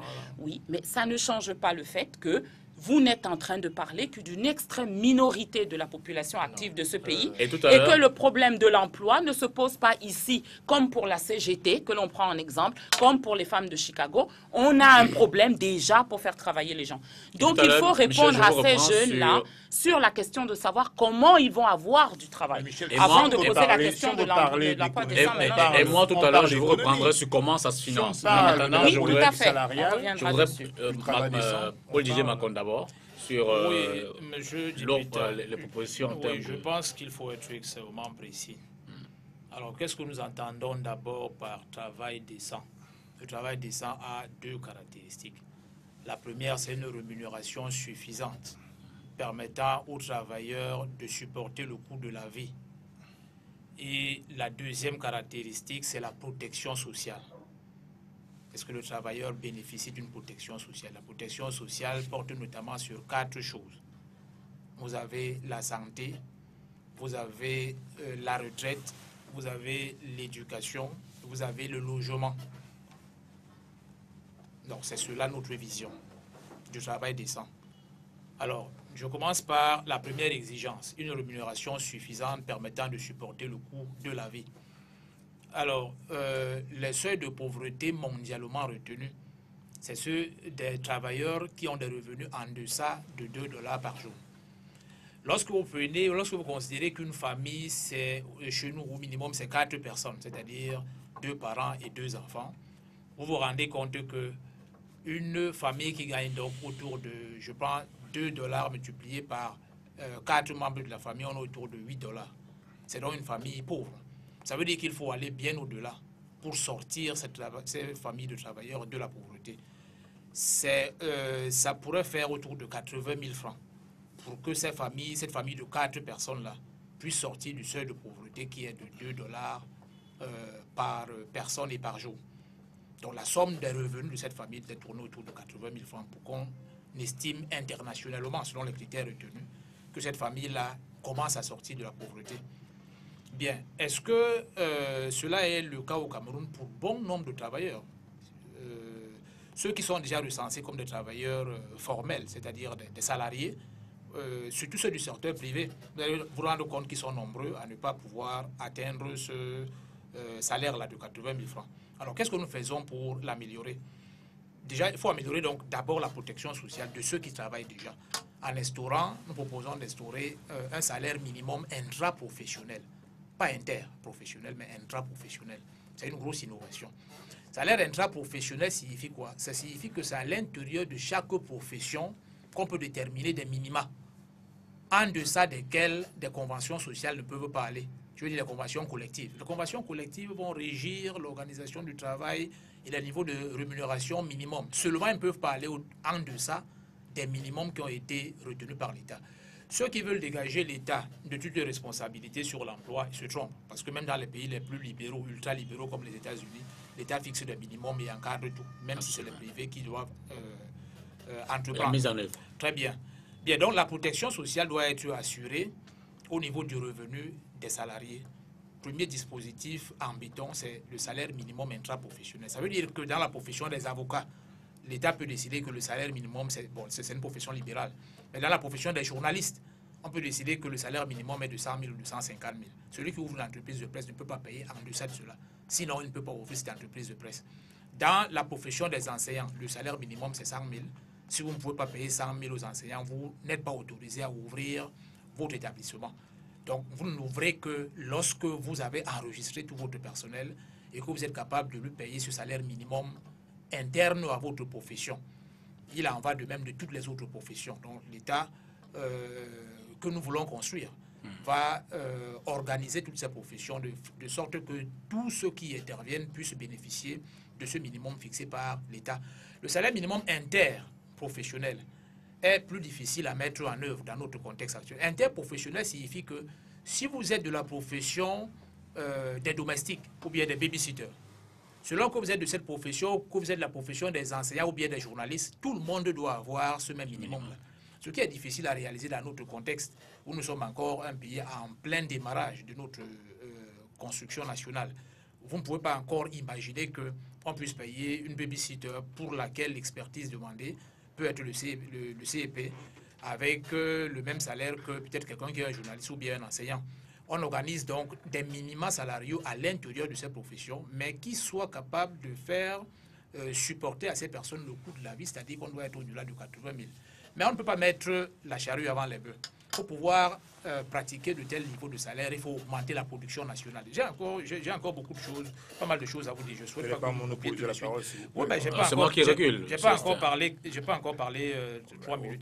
Alors, ce que je voudrais insister sur la deuxième dimension, même si je peux reprendre la parole tout à l'heure. Oui, il faut être concis. Oui, la protection sociale. On peut travailler et gagner 100 000 ou 200 000 ou même 1 million. Mais si on ne bénéficie pas d'une protection sociale, on n'a pas encore un emploi décent. En quoi consiste la protection sociale? Alors, la vision de l'État que nous avons, c'est que nous devons imposer aux salariés et aux non-salariés, que nous appelons les travailleurs indépendants, de souscrire à des plans d'épargne. Des plans d'épargne qui deviennent obligatoires et qui leur donnent en quelque sorte l'accès au métier. Si vous êtes ce que nous appelons les BAMC-LAM ou bien les conducteurs de moto ou de taxi, pour avoir accès à votre métier, il faudrait qu'on vérifie que vous avez souscrit aux 3 ou 4 plans d'épargne obligatoires que nous avons retenus. Le plan d'épargne 1, votre assurance maladie. Vous n'allez pas être en santé tout le temps. Vous allez tomber malade à un moment donné. Donc il faut bien que pendant que vous ne travaillez pas, que votre assureur puisse vous prendre en charge. Ou alors pendant que vous êtes effectivement malade à l'hôpital. Vous-même et votre famille. Le plan d'épargne retraite, il faudrait que les travailleurs indépendants, qui sont plus nombreux au Cameroun que les salariés, j'ai parlé de 600 000 salariés, sur une population active de 11 millions. Ça fait trop peu. Donc les travailleurs indépendants que nous appelons l'informel sont plus nombreux. Il faudrait, pour formaliser cet informel-là, qu'on leur donne la possibilité, même qu'ils aient l'obligation de cotiser pour leur propre retraite. On pourra revenir tout à l'heure sur les détails. Le plan d'épargne logement, il ne suffit pas de travailler. Il faudrait que ceux qui travaillent puissent avoir accès à un logement décent. Et seulement à partir de ce moment qu'on peut parler d'emploi décent. Maintenant, nous pourrons développer parallèlement à la politique de l'emploi une politique du logement social qui permet donc à ceux qui ont les moyens ou en deçà de la moyenne d'être bien logés. Et le dernier plan de départ, c'est le plan d'épargne éducation, qui permet aux travailleurs, même lorsqu'ils ont des revenus modestes, en cotisant une partie et en se faisant appuyer par l'État pour une autre partie, d'avoir donc accès à l'éducation pour leurs enfants. C'est Saint-Germain. Moi, je pense qu'on n'est pas venu ici pour débattre, je ne sais pas si c'est la thématique, des programmes politiques des partis politiques. Je pense que la thématique travail décent est suffisamment importante pour qu'on y insiste. J'ai l'impression qu'il y a une confusion entre l'auto-emploi, entre autres, et le travail décent. Le travail décent ne concerne que les relations entre salariés et employeurs. Je pense. Il faut être précis dans ce qu'on fait. Maintenant, je pense que, en même temps, les représentants des partis politiques sur ce plateau sont parfaitement libres de faire un clin d'œil, de bifurquer sur le programme politique. Nous-mêmes, on en a un au SDF, c'est un programme social-démocrate. Non, il faut préciser que les représentants des partis politiques ont été briefés sur l'offre. Au regard de tous les constats. Je parle de la thématique, le travail décent. Oui, parlons bien du travail. C'est lui qui nous a invités. Vous vous souvenez quand même. Je suis en train de nous parlons bien exactement. du travail décent. Tout ce qu'on On parle du travail décent. La première démarche était de faire le constat. La seconde, c'était OK, vous avez condamné la politique actuelle. Vous, en échange, éventuellement. Je pense qu'on n'a pas assez dit sur le travail décent. Oui, non, maintenant, je recadrais juste pour la thématique. En vérité. Maintenant, vous allez déployer tel que vous le sentez. De tout et de n'importe quoi, c'est vrai que nous ne parlons pas de tout, de n'importe quoi. La politique économique prise globalement, il y a dans cette politique économique la politique salariale, qui, à mon avis, est un levier très important pour la relance de la croissance. Parce qu'en vérité, on peut, à travers la relance, le rehaussement des salaires, effectivement, relancer la consommation et donc relancer la croissance et donc remonter le taux de recouvrement des impôts de l'État. Ça, c'est évident. Ça, c'est une politique globale. Maintenant, je crois qu'il y a aussi un point qui me semble extrêmement important, au-delà de la protection sociale que j'ai soulevé tout à l'heure. Il y a aussi la sécurité des travailleurs. Parce qu'on l'a vu au Cameroun, par exemple, dans des chantiers de travailleurs qui travaillaient avec acharnement au travail, mais qui n'avaient aucune espèce de protection. Il y a même eu des cas de mort. Des gens qui travaillent, mais qui ne répondent pas au standard minimal, n'est-ce pas, de protection qu'un travailleur devrait avoir sur un chantier. Il y a aussi, bien entendu, la sécurité juridique. Tout à l'heure, M. Macron a fait allusion aux avocats. Je rappelle que c'est une profession libérale. Heureusement que vous êtes rattrapés parce qu'il ne faut pas fonctionnariser les avocats. Hein. L'État n'a pas à payer les avocats. C'était pas l'absolu, je l'ai corrigé. Ok, bon, très bien. Mais il arrive que l'État n'a pas à payer. Je sais bien qu'il y a l'aide juridictionnelle, c'est très vrai. Mais il ne faut pas que ce soit un moyen pour l'État pour essayer de fonctionnariser les avocats. Ça, il faut être clair là-dessus. Oui, mais non.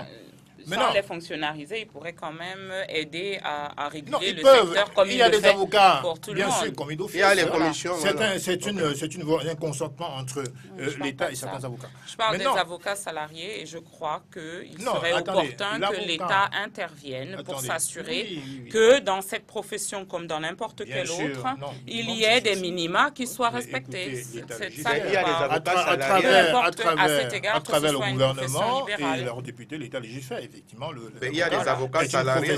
Donc, justement, je voulais préciser que quand on parle de l'avocat salarié, c'est dans le cadre d'un cabinet, par exemple.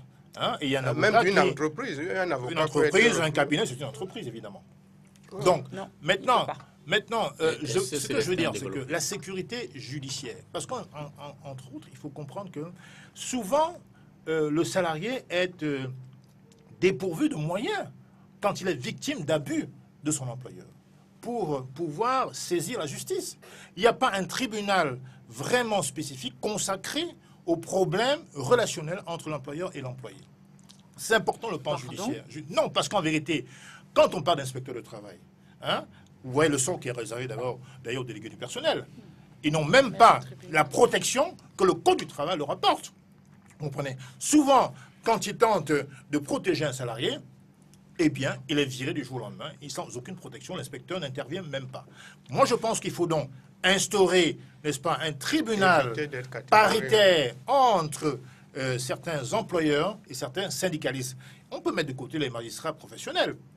Dire que ceux qui ont travaillé longtemps, ceux qui ont été longtemps syndicalistes, peuvent très bien mettre en place une sorte de tribunal qui pourra juger des affaires, des contentieux entre les employeurs et les employés. Aujourd'hui, il y a beaucoup de victimes sur le carreau, dans le monde de la presse, dans le monde du textile, dans d'autres secteurs d'activité, où les employeurs se trouvent sur le carreau, parce qu'ils sont virés du jour au lendemain. Donc moi, je trouve que c'est un pan important. Maintenant, je crois que sur le travail décent, on a un code du travail qui a été revu en 1992. Il y a beaucoup de principes dedans. Je considère que le travail décent est un droit de l'homme. Ça fait partie des droits de l'homme. Et aujourd'hui, l'État gère par embuscade.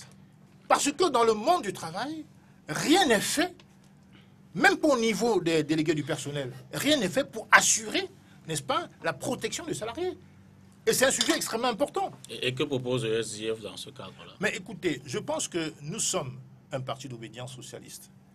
Et en tant qu'un parti d'obédience socialiste, nous mettons l'homme au cœur du travail. L'homme est producteur de richesse. Même si les entreprises créent des emplois, c'est l'homme qui est producteur de richesse. Donc c'est pour ça que j'insiste abondamment sur la protection du salarié. Pas seulement la protection sociale, il en faut, parce qu'il y a des pays où il n'y a pas, pratiquement pas, de protection sociale. Le cas des États-Unis est typique, vous avez vu tous les problèmes qu'Obama a eu pour mettre Obamacare en place. Donc il y a des pays où l'assurance privée, les mutuelles privées, sont extrêmement vivaces. Merci, Célestin. Donc dans les pays d'obédience socialiste, et je pense que l'État fait tout pour assurer aux salariés, qu'ils soient bien rémunérés ou non, une protection universelle, ce qui n'est pas le cas au Cameroun. Donc nous pensons qu'il faut mettre l'accent sur le salarié et sur la protection sociale. Je me demande, mais ce sera encore pertinent de demander au RDPC comment on fait pour réduire ce niveau de chômage. Hein. Oui, je voudrais d'abord corriger une erreur. Non, vous ne me corrigez pas, je ne suis pas un élève. Une erreur qui s'est glissée dans le langage. Vous ne me corrigez pas, vous n'êtes pas mon professeur, donc vous ne me corrigez pas. Dites ce que vous avez à dire, vous ne me corrigez pas. Oui, je disais donc, tout à l'heure, j'ai cru entendre que les tribunaux ne réglaient pas les problèmes entre... Spécialisés. Oui, je voudrais dire que dans chaque juridiction, il existe une section appelée section sociale. Tout à fait, C'est oui. le magistrat Voilà. professionnel. Pas, non, je suis d'accord avec lui. C'est les magistrats professionnels. Non, mais laissez les autres parler. Et surtout ceux qui savent de Il y a quoi des ils magistrats parlent. qui ne Il sont faut pas m'écouter. professionnels. Mais c'était oui, c'était monsieur, notre les droit. Bernard Bouga a la parole. Les C'est les- prud'hommes en On France sont pas réagit professionnels. par rapport Pardon. à ce que vous dites. Il existe Michel. des juridictions spécialisées et il y a pour chaque juridiction, à côté du juge, un assesseur employeur et un assesseur employé. Ce ne sont pas des spécialistes magistrats. Bernard Moi, je Bougain, proposais Bernard les Bougain tribunaux continue. qui n'ont pas des magistrats professionnels, Merci Céleste. Magistrats professionnels. Allez-y Bernard, développez. Bon, qui rendent des décisions mais ne sont pas professionnels. Allez-y, allez-y. je disais que vous avez entendu parler du DSCE. Document de stratégie pour la Vous en croissance et avez l'emploi. entendu Voilà. parler, oui. Voilà. Nous ne l'avons pas vu en À œuvre. l'horizon de C'est un document très riche. Des C'est un document. Bon, quand vous parliez tout à l'heure, Allez-y. vous ne permettiez pas que je Allez-y, il aime bien vous puisse vous titiller, Céleste. interrompre. Voilà. Et pas qu'ici d'ailleurs, sur les réseaux Oui. aussi. Qui aborde ce problème dans tous les secteurs. Mais Mais- vous me reprocherez pas de vous titiller parce que c'est moi qui modère la parole. le privilège. Et je vais donc reprendre en deux mots ce qu'il a dit. Le DSE aujourd'hui a quand même déjà connu plus d'une Il y a des plans d'urgence partout. maintenant. plus Alors, d'une ça rend Oui, caduque. plus mais- d'un arrondi de bord. Ça rend caduque le DSE. Je ne refuse pas. On se demande bien si c'est encore le DSE Non, qu'on c'était suit. de l'enfumage, on l'a bien compris, de toute façon. Bon, Non, Ben, allez-y, monsieur- allez-y. monsieur- C'était juste une parenthèse que je Monsieur vois. Ndiamen, s'il vous plaît. S'il vous plaît. Bon, ce que j'essayais de dire, vous allez reconnaître que ce document, c'est une boussole. Et que ce document a été concocté par les meilleurs économistes que nous ayons dans ce pays. Et, Ça craint, parce qu'on en est avec les meilleurs économistes. mais où en sommes-nous? Vous croyez qu'on est si mal que On ça? sort de Parlant du PPTE, travail décent, on a sorti parlant pour du ça de travail chômage. décent, il y en a qui vont vous dire dans ce pays qu'ils ont plus qu'un travail décent. Bah oui, Ah oui, c'est clair. Il y en a qui vont vous dire qu'ils en ont moins. Ben, Il y en chaque a règle a qui son vont vous dire exception. qu'ils Tout ont à fait un d'accord, travail tout décent. à fait hein. d'accord. Malheureusement, Et c'est tout le pays qu'il faut Il Non, n'empêche- non, non, il non. n'empêche que Dans si je tous m'en les tiens, pays, dans tous les pas la pays, petite poignée de vos écoutez, amis je à m'en Yaoundé, tiens il dans faut tous les gérer pays, non, l'ensemble ne du vous en tenez Cameroun. pas. à si ce je qu'il mentionne a aux dit. statistiques de, Non, non, de ne Paul vous occupez Didier, pas de Mais ça. c'est C'est pas que lui qui les c'est moi qui invente. parle. pour un potentiel de 11 millions sur C'est pas on a 600 000 on a employés. 600 000 salariés en tout. Vous Voilà. m'avez Et l'État salarié, doit prendre mais- 300 000 à 300 qui 000. ne Le fait rien Cameroun n'a faire pas le parce qu'il faut gérer le monopole. social. Du chômage. Et Ah c'est oui, pas nous qui effectivement. avons inventé la notion En fait, de on n'est pas travail dernier. décent. C'est déjà Effectivement. l'essentiel. Hein? Si On on, n'est a pas inventé dernier. ça de l'autre côté, c'est parce qu'il existait là-bas du Heureusement travail qu'on n'est pas indécent. dernier. Tout à fait. Mais il existait du travail, déjà. Ben, allez-y. Vous avez du travail, madame. Vous avez du travail. Ben, allez-y. Lui, il a du travail. Moi, j'en ai. Chacun de nous ici. Ne travaille. croisez Je dis pas vos qu'il doigts n'y a sur nos pas de emplois. travail. Je ne dis pas qu'il n'y a pas de travail. Il y a du travail au Cameroun. Allez-y, allez-y. Maintenant, il y en a qui ne veulent pas travailler. D'accord. Bon, À bon ce que moi, je entendeur, salut. voudrais expliquer, Ah, c'est que moi, tout à l'heure, vous avez parlé, vous disiez que l'auto-emploi, on va parler du travail décent pour l'auto-emploi. Détrompez-vous. Détrompez-vous. Bon, maintenant, je vais vous dire quelque chose. Il y a quelque temps, quand nous avons eu nos indépendances, hein, chacun allait à l'école pour devenir fonctionnaire. Donc, chacun comptait travailler dans le secteur public. On avait une politique éducative qui tendait à cela. Parce que l'État venait de naître et qu'on avait besoin de beaucoup de fonctionnaires. Mais arrivé à un certain moment, nous devons changer notre manière d'éduquer. On doit faire ce qu'on appelle de l'éducation professionnalisante. Qu'est-ce que cela signifie? Que chaque enfant qu'on forme, sa formation doit correspondre à une demande sur le marché du travail. Adéquation, formation, emploi. Oui, il faut le faire. Et jusqu'à présent, moi j'enseignais encore il y a quelques mois. J'ai arrêté. Et je peux vous dire qu'on continue à enseigner comme on enseignait depuis. C'est-à-dire qu'on ne sent pas encore que ça a véritablement changé. Et il faut qu'on frappe du poing sur la table pour que, je ne sais pas s'il faut encore formater certains cerveaux d'enseignants, ou qu'est-ce qui se passe. Parce C'est une question de cerveau au d'enseignant niveau ou bien, de l'État, ou bien d'offres au politiques. niveau de l'État, le ton a été donné. On a demandé que cela se fasse À comme quel ça. niveau? Maintenant, je dis, il y a deux leviers sur lesquels je voudrais m'appuyer. L'éducation professionnalisante, hein, et un management des projets d'excellence. C'est-à-dire que si on apprend à ceux qui veulent créer des emplois, comment monter un projet, comment manager un projet, il y a des statistiques sur les réseaux sociaux qui nous indiquent que moins de 7%, c'est-à-dire que quand on prend le pourcentage de ceux qui ont créé des entreprises au Cameroun, moins de 7% ont un diplôme de l'enseignement supérieur. La très large majorité, je crois 37%, ils ont au trop le CPE. Hein? Mais vous vous attendez à quoi au niveau de leur technicité et de leur compétitivité? Mais qu'est-ce qui permet ça? Hein? Mais justement parce que les gens n'ont pas été formés. Mais qui forme? Jusqu'au niveau de l'enseignement supérieur. Qui forme? Pardon? Qui forme? Ah non, je suis désolée. Quand vous demandez qui forme, 70% de taux de sous-emploi, cela signifie qu'il y a trop de personnes formées qui sortent de l'enseignement supérieur et qui ne trouvent non, pas je ne suis pas en train de parler de sous-emploi, je suis en formation. train de parler de création d'entreprises. Je suis d'accord pour que vous ne parliez pas de ça. Je suis en train de C'est parler, justement ça le problème. L'interrogation porte sur la réalité de ce pays, monsieur. Permettez, il faut ce que sont vous des parliez. propositions. Il faut que vous parliez. pas me laisser Non, parler. mais il faut juste. Vous ne voulez pas me laisser réagir. parler? Pardon, allez-y. Allez-y, Bernard. Donc voilà. Je disais que pour susciter de l'emploi, créer des emplois, il faut penser à deux leviers. Il faudrait que chaque enfant qui est formé, que sa formation corresponde à un emploi, à une demande sur le marché du travail. Et il faut également inciter les gens à créer des entreprises en leur apprenant à monter des projets et à manager ces mêmes projets. C'est ce que vous dites au RDPC. Si on y parvient, hein, c'est ce que vous dites au C'est ce qui va RDPC. retourner ce leur n'est dire pas maintenant. seulement ce qu'on dit au RDPC, mais c'est ce qu'on dit dans le monde entier. Mais qu'est-ce qui vous empêche donc de mettre ça en œuvre? C'est ce qu'on dit dans le monde entier. Et Qu'est-ce qui vous empêche de mettre ça en œuvre? Je suis désolée. c'est le Même au Cameroun, RDPC on qui dit doit pas- mettre ça en œuvre. Oui, C'est votre parti vous n'êtes pas au courant, c'est vous qui qui a êtes au gest- pouvoir qui a- en ce moment. Qui est en capacité, non? Qui a... C'est le RDPC qui Oui, est au vous êtes au pouvoir. pouvoir en ce moment. C'est votre Bon, politique. le On est dans pouvoir en place. Écoutez oublié, donc, il faut vous le rappeler pouvoir en ça. place. Ce que je voudrais dire, non, écoutez, c'est un abus de langage. Soit dit en passant, on est un peu dans mon domaine. Excusez-moi. Je voudrais pas C'est le président m'atteler Paul dessus. Biya. Je voudrais pas Président m'atteler national du dessus. RDPC. Président Mais ce national. que je voudrais dire, n'est-ce pas, c'est que nous avons de la peine à faire comprendre aux Camerounais comment ça marche et comment ça doit marcher. Vous avez parlé tout à l'heure de la difficulté à appliquer le DSE. Hein? Que vous-même vous avez conçu. Oui. De la Et pour lequel difficulté. vous avez Pourquoi? choisi les Parce que- personnes de la mise en œuvre. et nous ne sommes pas au Cameroun, n'est-ce pas? Vous savez, on a connu des pays où c'est le secteur privé qui porte toute l'économie. Mais qu'est-ce qui empêche que notre pays le soit? Qu'est-ce qui empêche que notre pays le soit? Mais le secteur privé doit créer des richesses. Dans Et quel j'ai cadre? dit comment. Qui définit le cadre? Alors, Vous Justement, pensez je que le voudrais- cadre n'est pas sur ce défini? point. Bon. Oui, pensez il est que le défini. cadre Il est est défini. Il Oui, est oui, défini. Michel, d'abord, Je Didier, vais puis je vais réagir par rapport à ça. Oui, le cadre est défini, mais le cadre est mauvais. C'est ça le problème. Quand on dit 70% de population, et c'est là où nous divergeons par rapport à l'analyse de la question de l'emploi.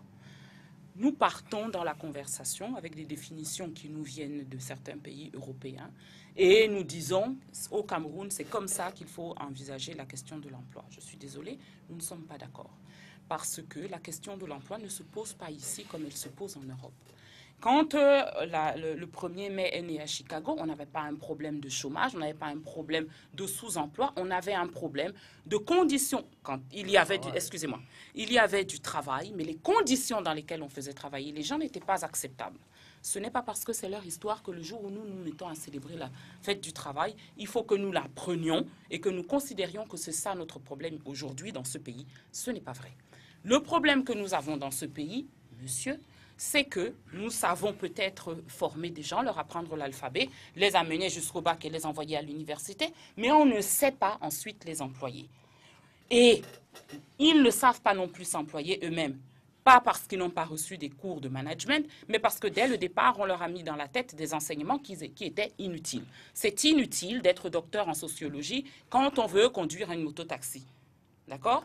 Et le problème que nous avons dans ce pays, la question de l'emploi, la question du travail aujourd'hui, elle se pose par rapport à ce problème-là. C'est pour ça que je parle d'économie, quand je parle du problème de l'emploi, parce qu'aujourd'hui, notre problème principal, c'est que nous avons un tissu économique sclérosé, parce que nous n'avons pas un cadre suffisamment incitatif, et que si nous ne résolvons pas ce problème-là, nous ne pourrons pas résoudre le problème de l'emploi.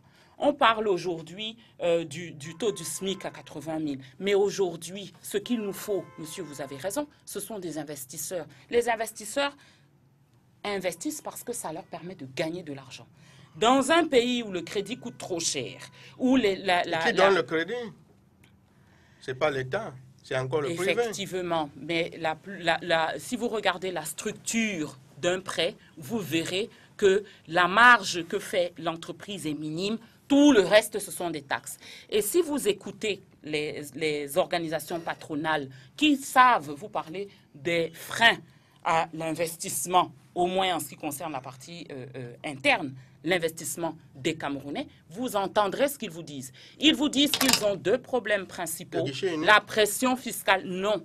La pression fiscale et un environnement qui n'est pas incitatif. Voilà les problèmes qu'eux, ils vous demandent de régler.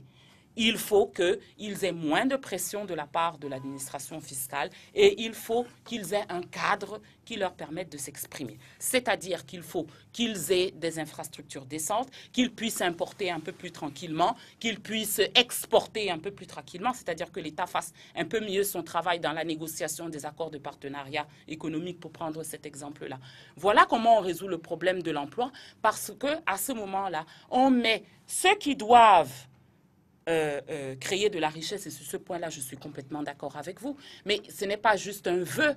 Il faut bien que la personne y trouve une opportunité de gagner de l'argent. Si elle y trouve que des opportunités d'avoir des soucis, elle ne risque pas d'investir. Donc aujourd'hui, pour résoudre le problème de l'emploi dans ce pays, pour résoudre le problème de vous disputez pas, pour résoudre le problème de l'emploi dans ce pays, il faut déjà résoudre la question de l'environnement incitatif et il faut pour l'État se montrer créatif, inventif, entraîner les Camerounais vers des filières qu'il sait profitable pour relancer la machine de la croissance. Paul Didi. Oui, je suis d'accord avec Madame Doké pour dire que la question du travail ne se pose pas chez nous, comme elle se pose dans les pays où l'idée de la célébration du travail est née. Je pense que la question qui nous préoccupe le plus dans nos pays est celle du non-travail même, c'est-à-dire le chômage, le fait qu'il n'y ait pas de travail. Ah, donc le travail d'abord quand même descend. Maintenant, il se pose le problème du chômage. Le problème majeur, c'est celui du non-travail. Okay. Et deuxièmement, celui du travail indécent. Oui. Alors, l'un d'ailleurs entraînant je commence par... Vous faites un travail indécent, je commence par le deuxième, pour finir par le premier. Le travail indécent. Il y en a qui travaillent effectivement. J'entends par là pour le moment ceux qui sont salariés. Et je n'aimerais pas trop insister dessus parce que c'est une minorité de personnes qui sont des salariés au Cameroun. On a parlé de 600 000 personnes, dont 300 000 dans le privé, ce qui est très peu. Contrairement à ce que le docteur disait tout à l'heure, maintenant, l'État n'emploie pas trop pour faire du social. Pour devenir émergent, le Cameroun qui a 23 millions d'habitants, le Cameroun doit avoir 1 million de fonctionnaires. C'est-à-dire le standing moyen des pays qui sont moyens. Parce que émergent signifie qu'on est à mi-chemin entre le sous-développement et le développement pleinement établi, quoi. Donc des pays comme la Malaisie ou je ne sais pas moi l'Indonésie, le Brésil, ceux qui sont à mi-chemin, ils ont un ratio d'un fonctionnaire pour 25 habitants, ce qui est une moyenne. Les pays les plus développés, on est autour d'un fonctionnaire pour 12 habitants, c'est-à-dire moitié moins. La France a 65 millions d'habitants, elle a 5 millions de fonctionnaires sur 30 millions de travailleurs enregistrés comme tels. Ça fait un fonctionnaire pour 6 travailleurs. Ça, c'est le ratio de toutes les économies. Maintenant, combien de fonctionnaires on va recruter? De toutes les économies qui se portent? Non, de toutes les économies d'abord. Maintenant, combien de fonctionnaires, écoutez, combien de fonctionnaires peut-on recruter pour un pays émergent? Le ratio, c'est une affaire de ratio économie, c'est-à-dire capacité à employer. Oui, hein, mais j'y viens, ça ne sert à rien de m'interrompre. J'y viens, je vais tout vous expliquer. Il faut un fonctionnaire pour 25 habitants. Nous sommes 23 millions ou 24 millions. Nous tournons autour d'1 million de fonctionnaires que nous devons recruter.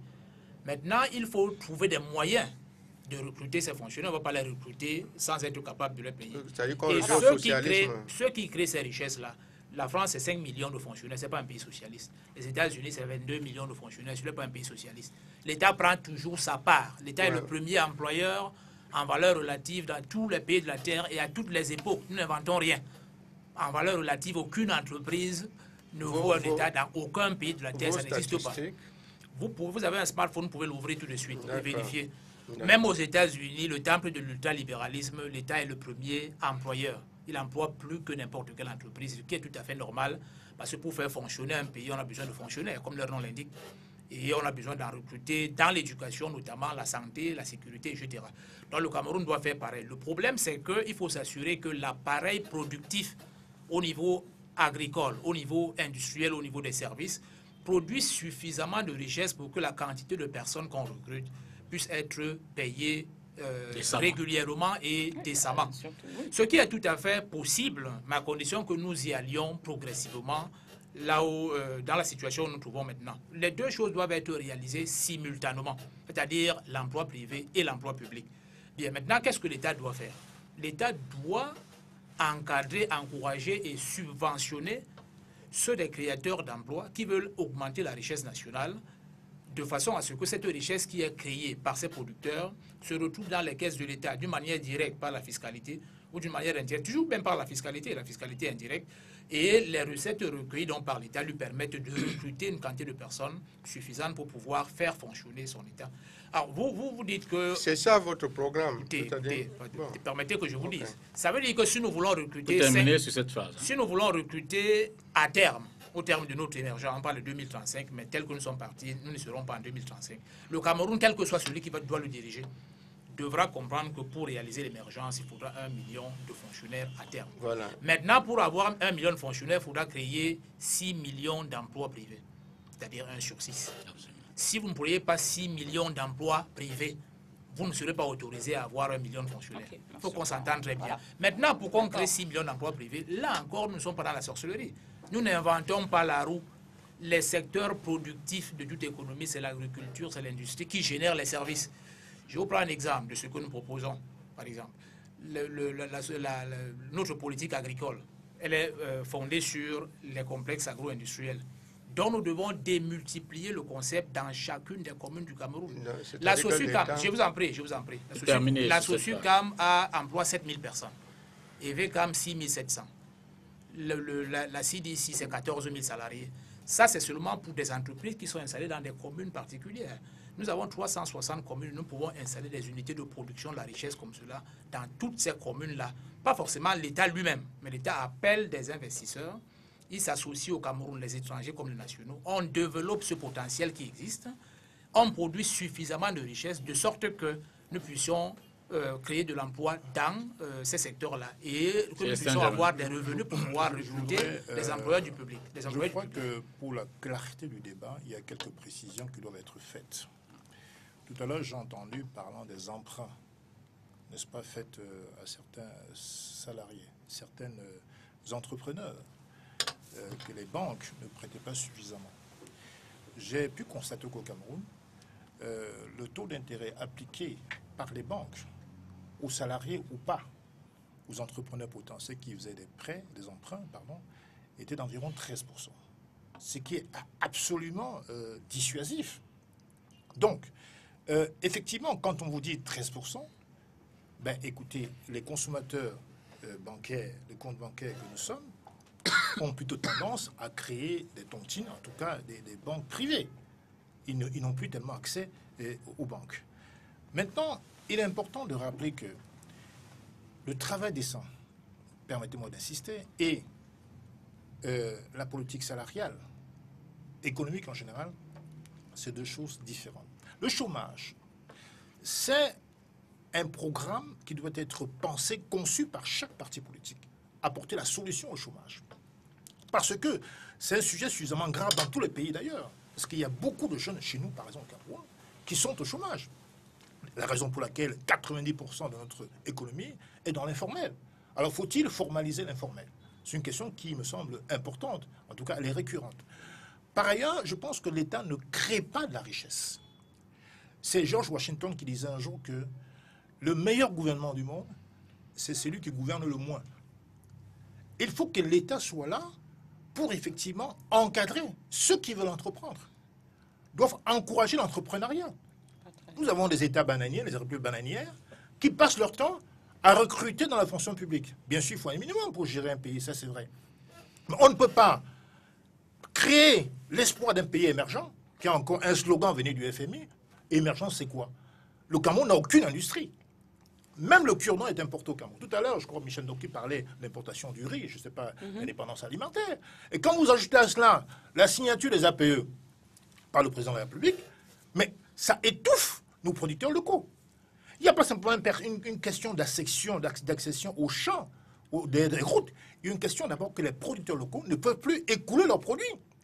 Parce qu'à travers les APE, vous avez vu une flopée de supermarchés Super U qui viennent maintenant partout un peu, Carrefour, qui viennent inonder nos quartiers.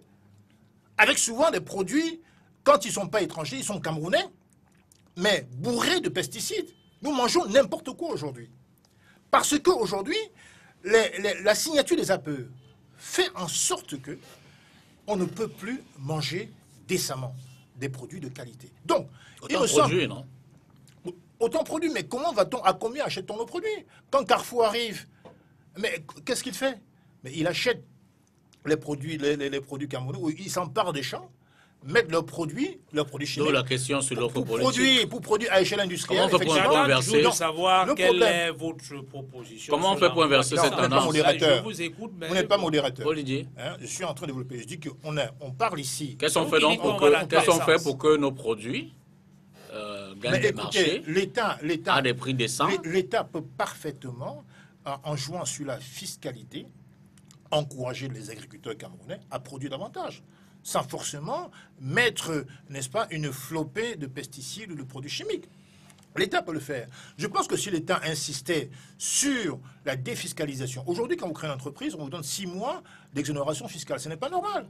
Le jeune entrepreneur qui crée son entreprise, il a besoin d'au moins 2 ans pour se construire une clientèle avant de pouvoir payer normalement ses impôts.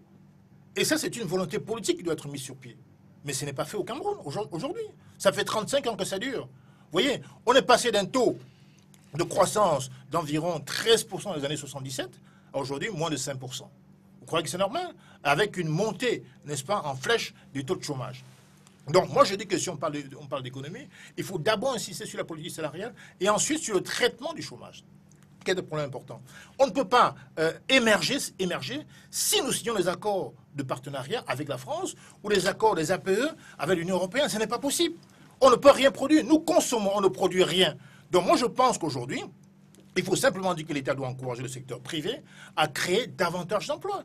On doit jouer pour cela sur la fiscalité et rien d'autre. Donc on ne peut pas se mettre simplement à dire que les fonctionnaires... Vous savez, il y a eu au Cameroun 25 000 emplois, l'histoire des 25 000 emplois. On a recruté 25 000 jeunes, souvent avec Bac plus 4, qui est obligé de passer des concours, des examens avec, au niveau de Bac plus 2.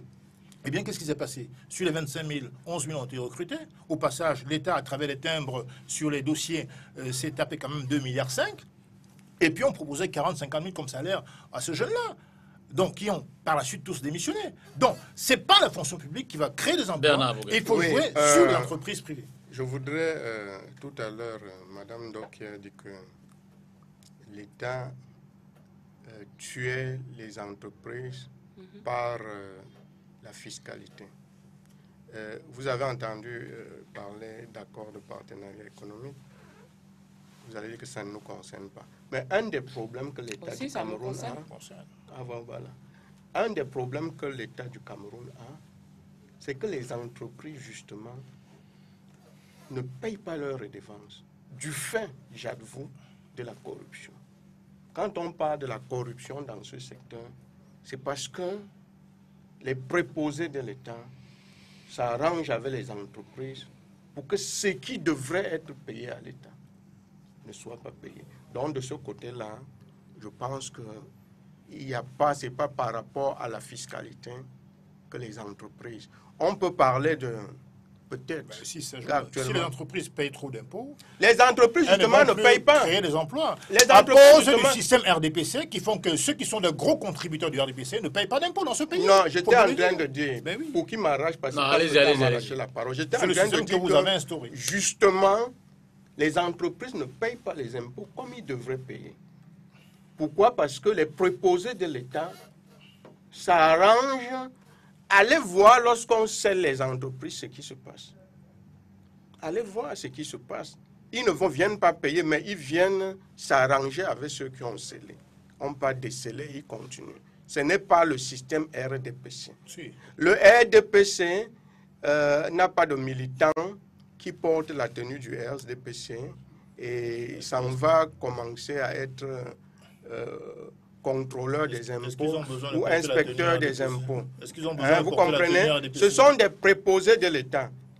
Et je travaille avec des collègues qui sont du SDF. J'en connais aux impôts qui sont du SDF. Donc ne dites pas cela. Ne dites pas cela. Dites que ce sont des préposés de l'État pour que je puisse avancer. Oui, avancez. Oui. Contribuables. Oui. Il y a aussi une politique que nous sommes en train de mettre en place et nous pensons que c'est la pointe de technologie. La pointe de la technologie en matière de gouvernance, c'est la décentralisation. On va dire que ça a été lent, mais on est en train de l'accélérer. N'est-ce pas? Parce que cela va permettre... Ça n'a jamais existé la décentralisation, vous savez. Cela On va peut permettre... accélérer que ce qui existe. Cela va permettre à toutes les collectivités territoriales de décentraliser, de prendre en charge les problèmes de l'emploi, de créer des emplois. Et l'État central ne va plus, comme monsieur le demande, de manière démagogique. Il dit que quand ils vont prendre le pouvoir dans un an, ils vont créer 6 millions d'emplois. Le Cameroun en a Ce créé n'est pas ce que nous avons dit, que monsieur. 360 000. Oui. Et je dis que c'est de la démagogie Il vaut mieux parce que- bien comprendre.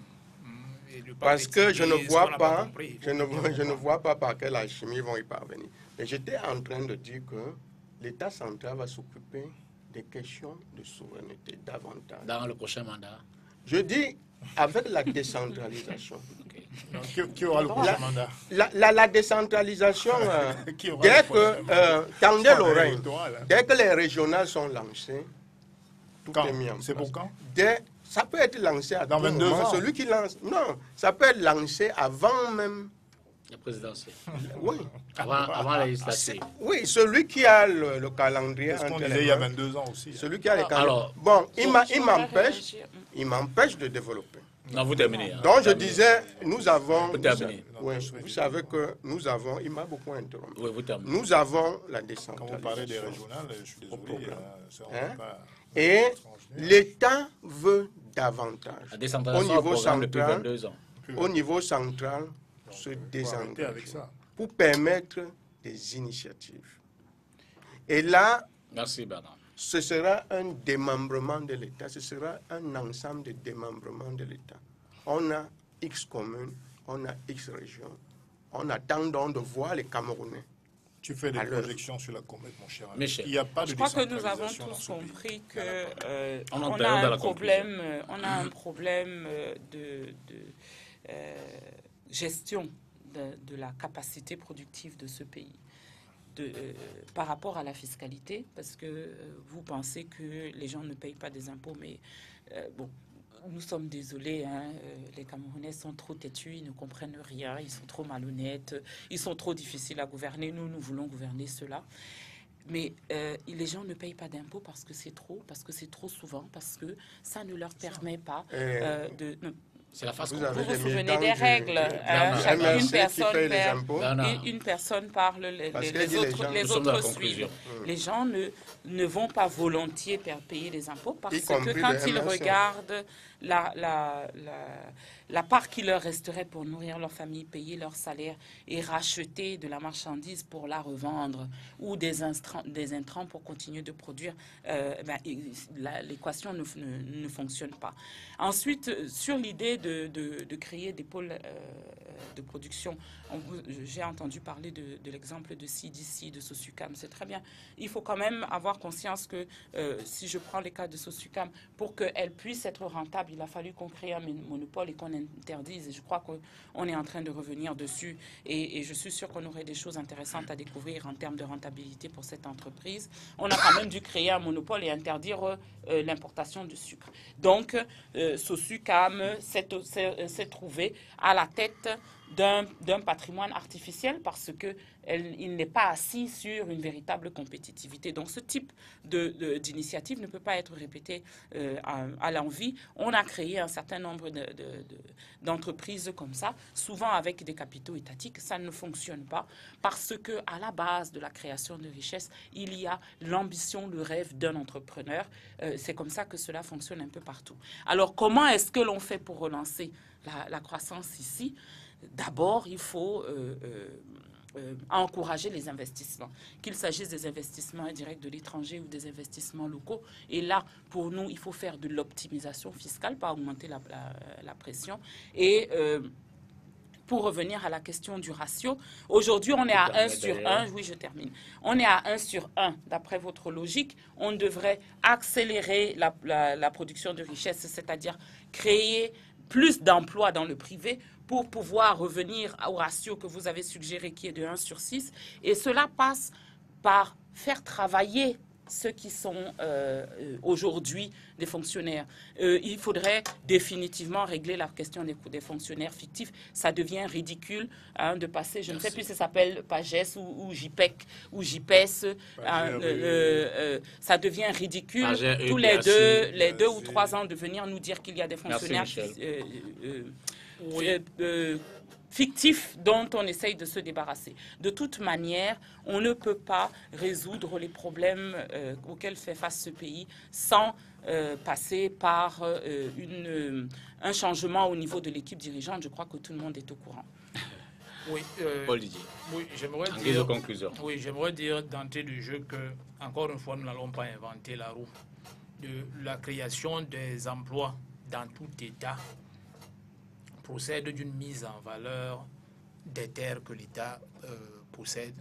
L'agriculture crée l'industrie. L'essentiel de l'agriculture est une transformation des produits agricoles. L'essentiel. Aux 2/3, la matière première de l'industrie vient de l'agriculture. L'autre tiers vient du sous-sol. Et l'industrie et l'agriculture génèrent aussi les services divers que vous connaissez. Ça veut dire que la création des emplois, et notamment des emplois décents, viendra de l'agriculture. Un pays comme la France développe une agriculture sur 30 millions d'hectares. 30 millions d'hectares, ça fait 8 régions sur 10 au Cameroun, sur lesquelles la France cultive. Bon, si elle le fait, nous pouvons le faire. La surface agricole du Cameroun, c'est 17 millions d'hectares, c'est-à-dire un peu moins que ce que font les Français, mais c'est quand même considérable. Si vous voulez créer de l'emploi décent, vous êtes obligé de mettre les Camerounais au travail pour qu'ils mettent en valeur ces 17 millions d'hectares, comme les Français le font sur 30 millions, pas 17 millions. Et nous avons les moyens de le faire. Contrairement à ce que Mme Doki affirme, si vous avez des entreprises comme la Sosucam qui ne génèrent pas de bénéfices, c'est pour des raisons managériales. Ça ne veut pas dire que c'est le modèle qui est problématique. Le modèle d'une agriculture moderne, c'est une agriculture de complexe, de fermiers qui travaillent avec des machines. Ce ne sont pas des cultivateurs. Des cultivateurs, même si on peut en avoir. Cultivateurs et agriculteurs, ce n'est pas la même chose. Nous voulons former des agriculteurs, de véritables fermiers, qui sont capables de créer des complexes agro-industriels, petits, moyens ou très grands, qui sont capables de produire pour la demande nationale et pour la demande étrangère. Alors, pour 1 hectare mis en valeur, on crée un emploi direct. On crée un emploi direct et indirect. C'est-à-dire que si vous avez 17 millions d'hectares, vous pouvez savoir combien d'emplois vous pouvez générer à la chaîne. Ce n'est pas seulement à l'agriculture, mais voilà, l'effet bénéfique que cela a sur toute l'économie fait que lorsque vous avez mis 1 hectare en valeur de façon décente, avec le système du complexe agro-industriel et du travail salarié, vous générez à la chaîne un emploi pour 1 hectare. Ça veut dire que si le Cameroun, à terme, met en valeur toutes ces terres, peut-être qu'il n'aura même pas suffisamment de main-d'œuvre pour pouvoir les mettre en valeur ici. Ce n'est pas pour rien que, au moment de mettre les États-Unis en valeur, on est venu chercher des travailleurs ici qui sont devenus malheureusement des esclaves. Donc, lorsque le docteur me dit que nous sommes dans la démagogie, pas du tout. Simplement parce que nous fonctionnons dans des paradigmes dans lesquels ils sont habitués, ils ont l'impression que ce qui est tout à fait naturel ne peut pas l'être. À chacun son La programme. SOSUCAM, je voudrais terminer juste. La SOSUCAM, la SOCAPAM sont des sociétés qui ont été créées il y a 50 ans ou un peu plus dans un contexte extrêmement difficile. Aujourd'hui, nous avons beaucoup plus de moyens, j'ai envie de dire 50 fois plus de moyens qu'il y a 50 ans. Donc nous avons la capacité de le faire, de créer une entreprise qui peut créer 7000 emplois formels. En guise de conclusion. L'État peut agir en amont en favorisant un système du couple école-entreprise, je pense. Pour lutter, me semble-t-il, efficacement contre le chômage, il faut mettre en place, dès la classe de seconde, des cycles école-entreprise. En Allemagne, il y a environ 256 lycées et collèges privés qui pratiquent cela. C'est-à-dire qu'à partir de seconde, vous avez 4 heures le matin en cours théorique, magistral, et puis l'après-midi, vous êtes en entreprise. Ce qui fait qu'en classe de terminale ou en classe première de licence, évidemment, l'enfant a déjà des acquis, des connaissances. Donc on peut lutter efficacement sur le chômage en amont. Donc ça, c'est une politique de l'État. Deuxièmement, il faut beaucoup agir sur la fiscalité. Une entreprise qui est écrasée par les charges fiscales ne peut pas effectivement recruter. C'est connu. Donc les charges patronales doivent être réduites au maximum pour relancer la croissance. Maintenant, je pense également que il faut également comprendre une chose, c'est qu'au Cameroun, on a trop tendance à regarder la fonction publique. Il faut arrêter avec ça. Il faut arrêter avec la fonction publique. Il faut un minimum. Encore que ces fonctionnaires-là ne sont pas régulièrement payés. Je me souviens, il y a quelques mois, à Yaoundé, les professeurs, les enseignants embastillés parce qu'ils réclamaient, s'il vous plaît, entendez bien, 5 ans d'arriéré de salaire. Les fonctionnaires. Donc, moi, je pense qu'il faut plutôt miser sur la fiscalité des entreprises. Maintenant, je crois aussi que le système CEMA qui a mis en place le LMD, la licence master et doctorat, est un système complètement stupide. Parce qu'en vérité, on fait croire aux étudiants qu'ils vont aller vers l'apprentissage, la professionnalisation des diplômes, mais en vérité, sur le terrain, ils ne trouvent pas d'emploi. Ce qui fait qu'aujourd'hui, vous avez pas mal, même des Benskina qui sont barrés de diplômes, mais qui ne peuvent pas effectivement gagner correctement leur vie. Tout ça parce que l'État n'a pas mis les incitations nécessaires en place pour pouvoir effectivement inciter les jeunes à trouver facilement les emplois. Et ça pose un vrai problème. Bernard Bougain, pour terminer. Une dernière chose que je voudrais dire, nous pouvons facilement avoir une balance commerciale excédentaire. Nous sommes capables au Cameroun d'exporter plus que nous n'importons. Il suffit donc de ce qu'on appelle le patriotisme économique, consommer camerounais. Et le tour est joué. Ça, c'est très facile. Et à mon avis, autant les militants du MRC que du SDF, ou des 11 millions, dites à vos militants de consommer camerounais. Et ça nous amène... Avant de consommer, il faut produire. Comme ceux du RDP, il faut d'abord produire. On produit. Ça, moi, je dirais à tous les nous sommes en téléspectateurs de autosuffisance. prendre leur carte d'électeur. Je crois qu'il n'y a que comme ça qu'on va résoudre de passer le les problème. vacances en Suisse et dépenser 2 milliards par Merci, semaine. messieurs. Merci, madame. Merci à vous à la maison également. On en était à discuter du travail décent en cette 132e édition de la Journée internationale du travail. Célébration, commémoration, revendication. Je pense que chacun s'est reconnu, peut-être en ces 3 termes-là. Toujours est-il que les travailleurs aujourd'hui ont eu un moment pour essayer de se regarder dans le miroir. L'année prochaine, il y aura une autre fête. Entre aujourd'hui et l'année prochaine, on sera certainement un autre président, on l'espère. On sera passé par des offres politiques et on verra bien ce que ça donnera. N'oublions pas également, pour le 3 mai, évidemment, la journée mondiale de la liberté de la presse que nous allons célébrer. Évidemment, en pensant peut-être à ceux-là qui, au quotidien, ont du mal à exercer ce noble métier, à servir l'opinion, à donner l'information. Merci. Pour ce soir, jeudi, je serai avec Abel Elimbilobé, conseiller municipal à la commune de Douala 5e, en politique. Nous serons dans Entretien avec. Bonsoir et à mardi prochain pour 4 sur table.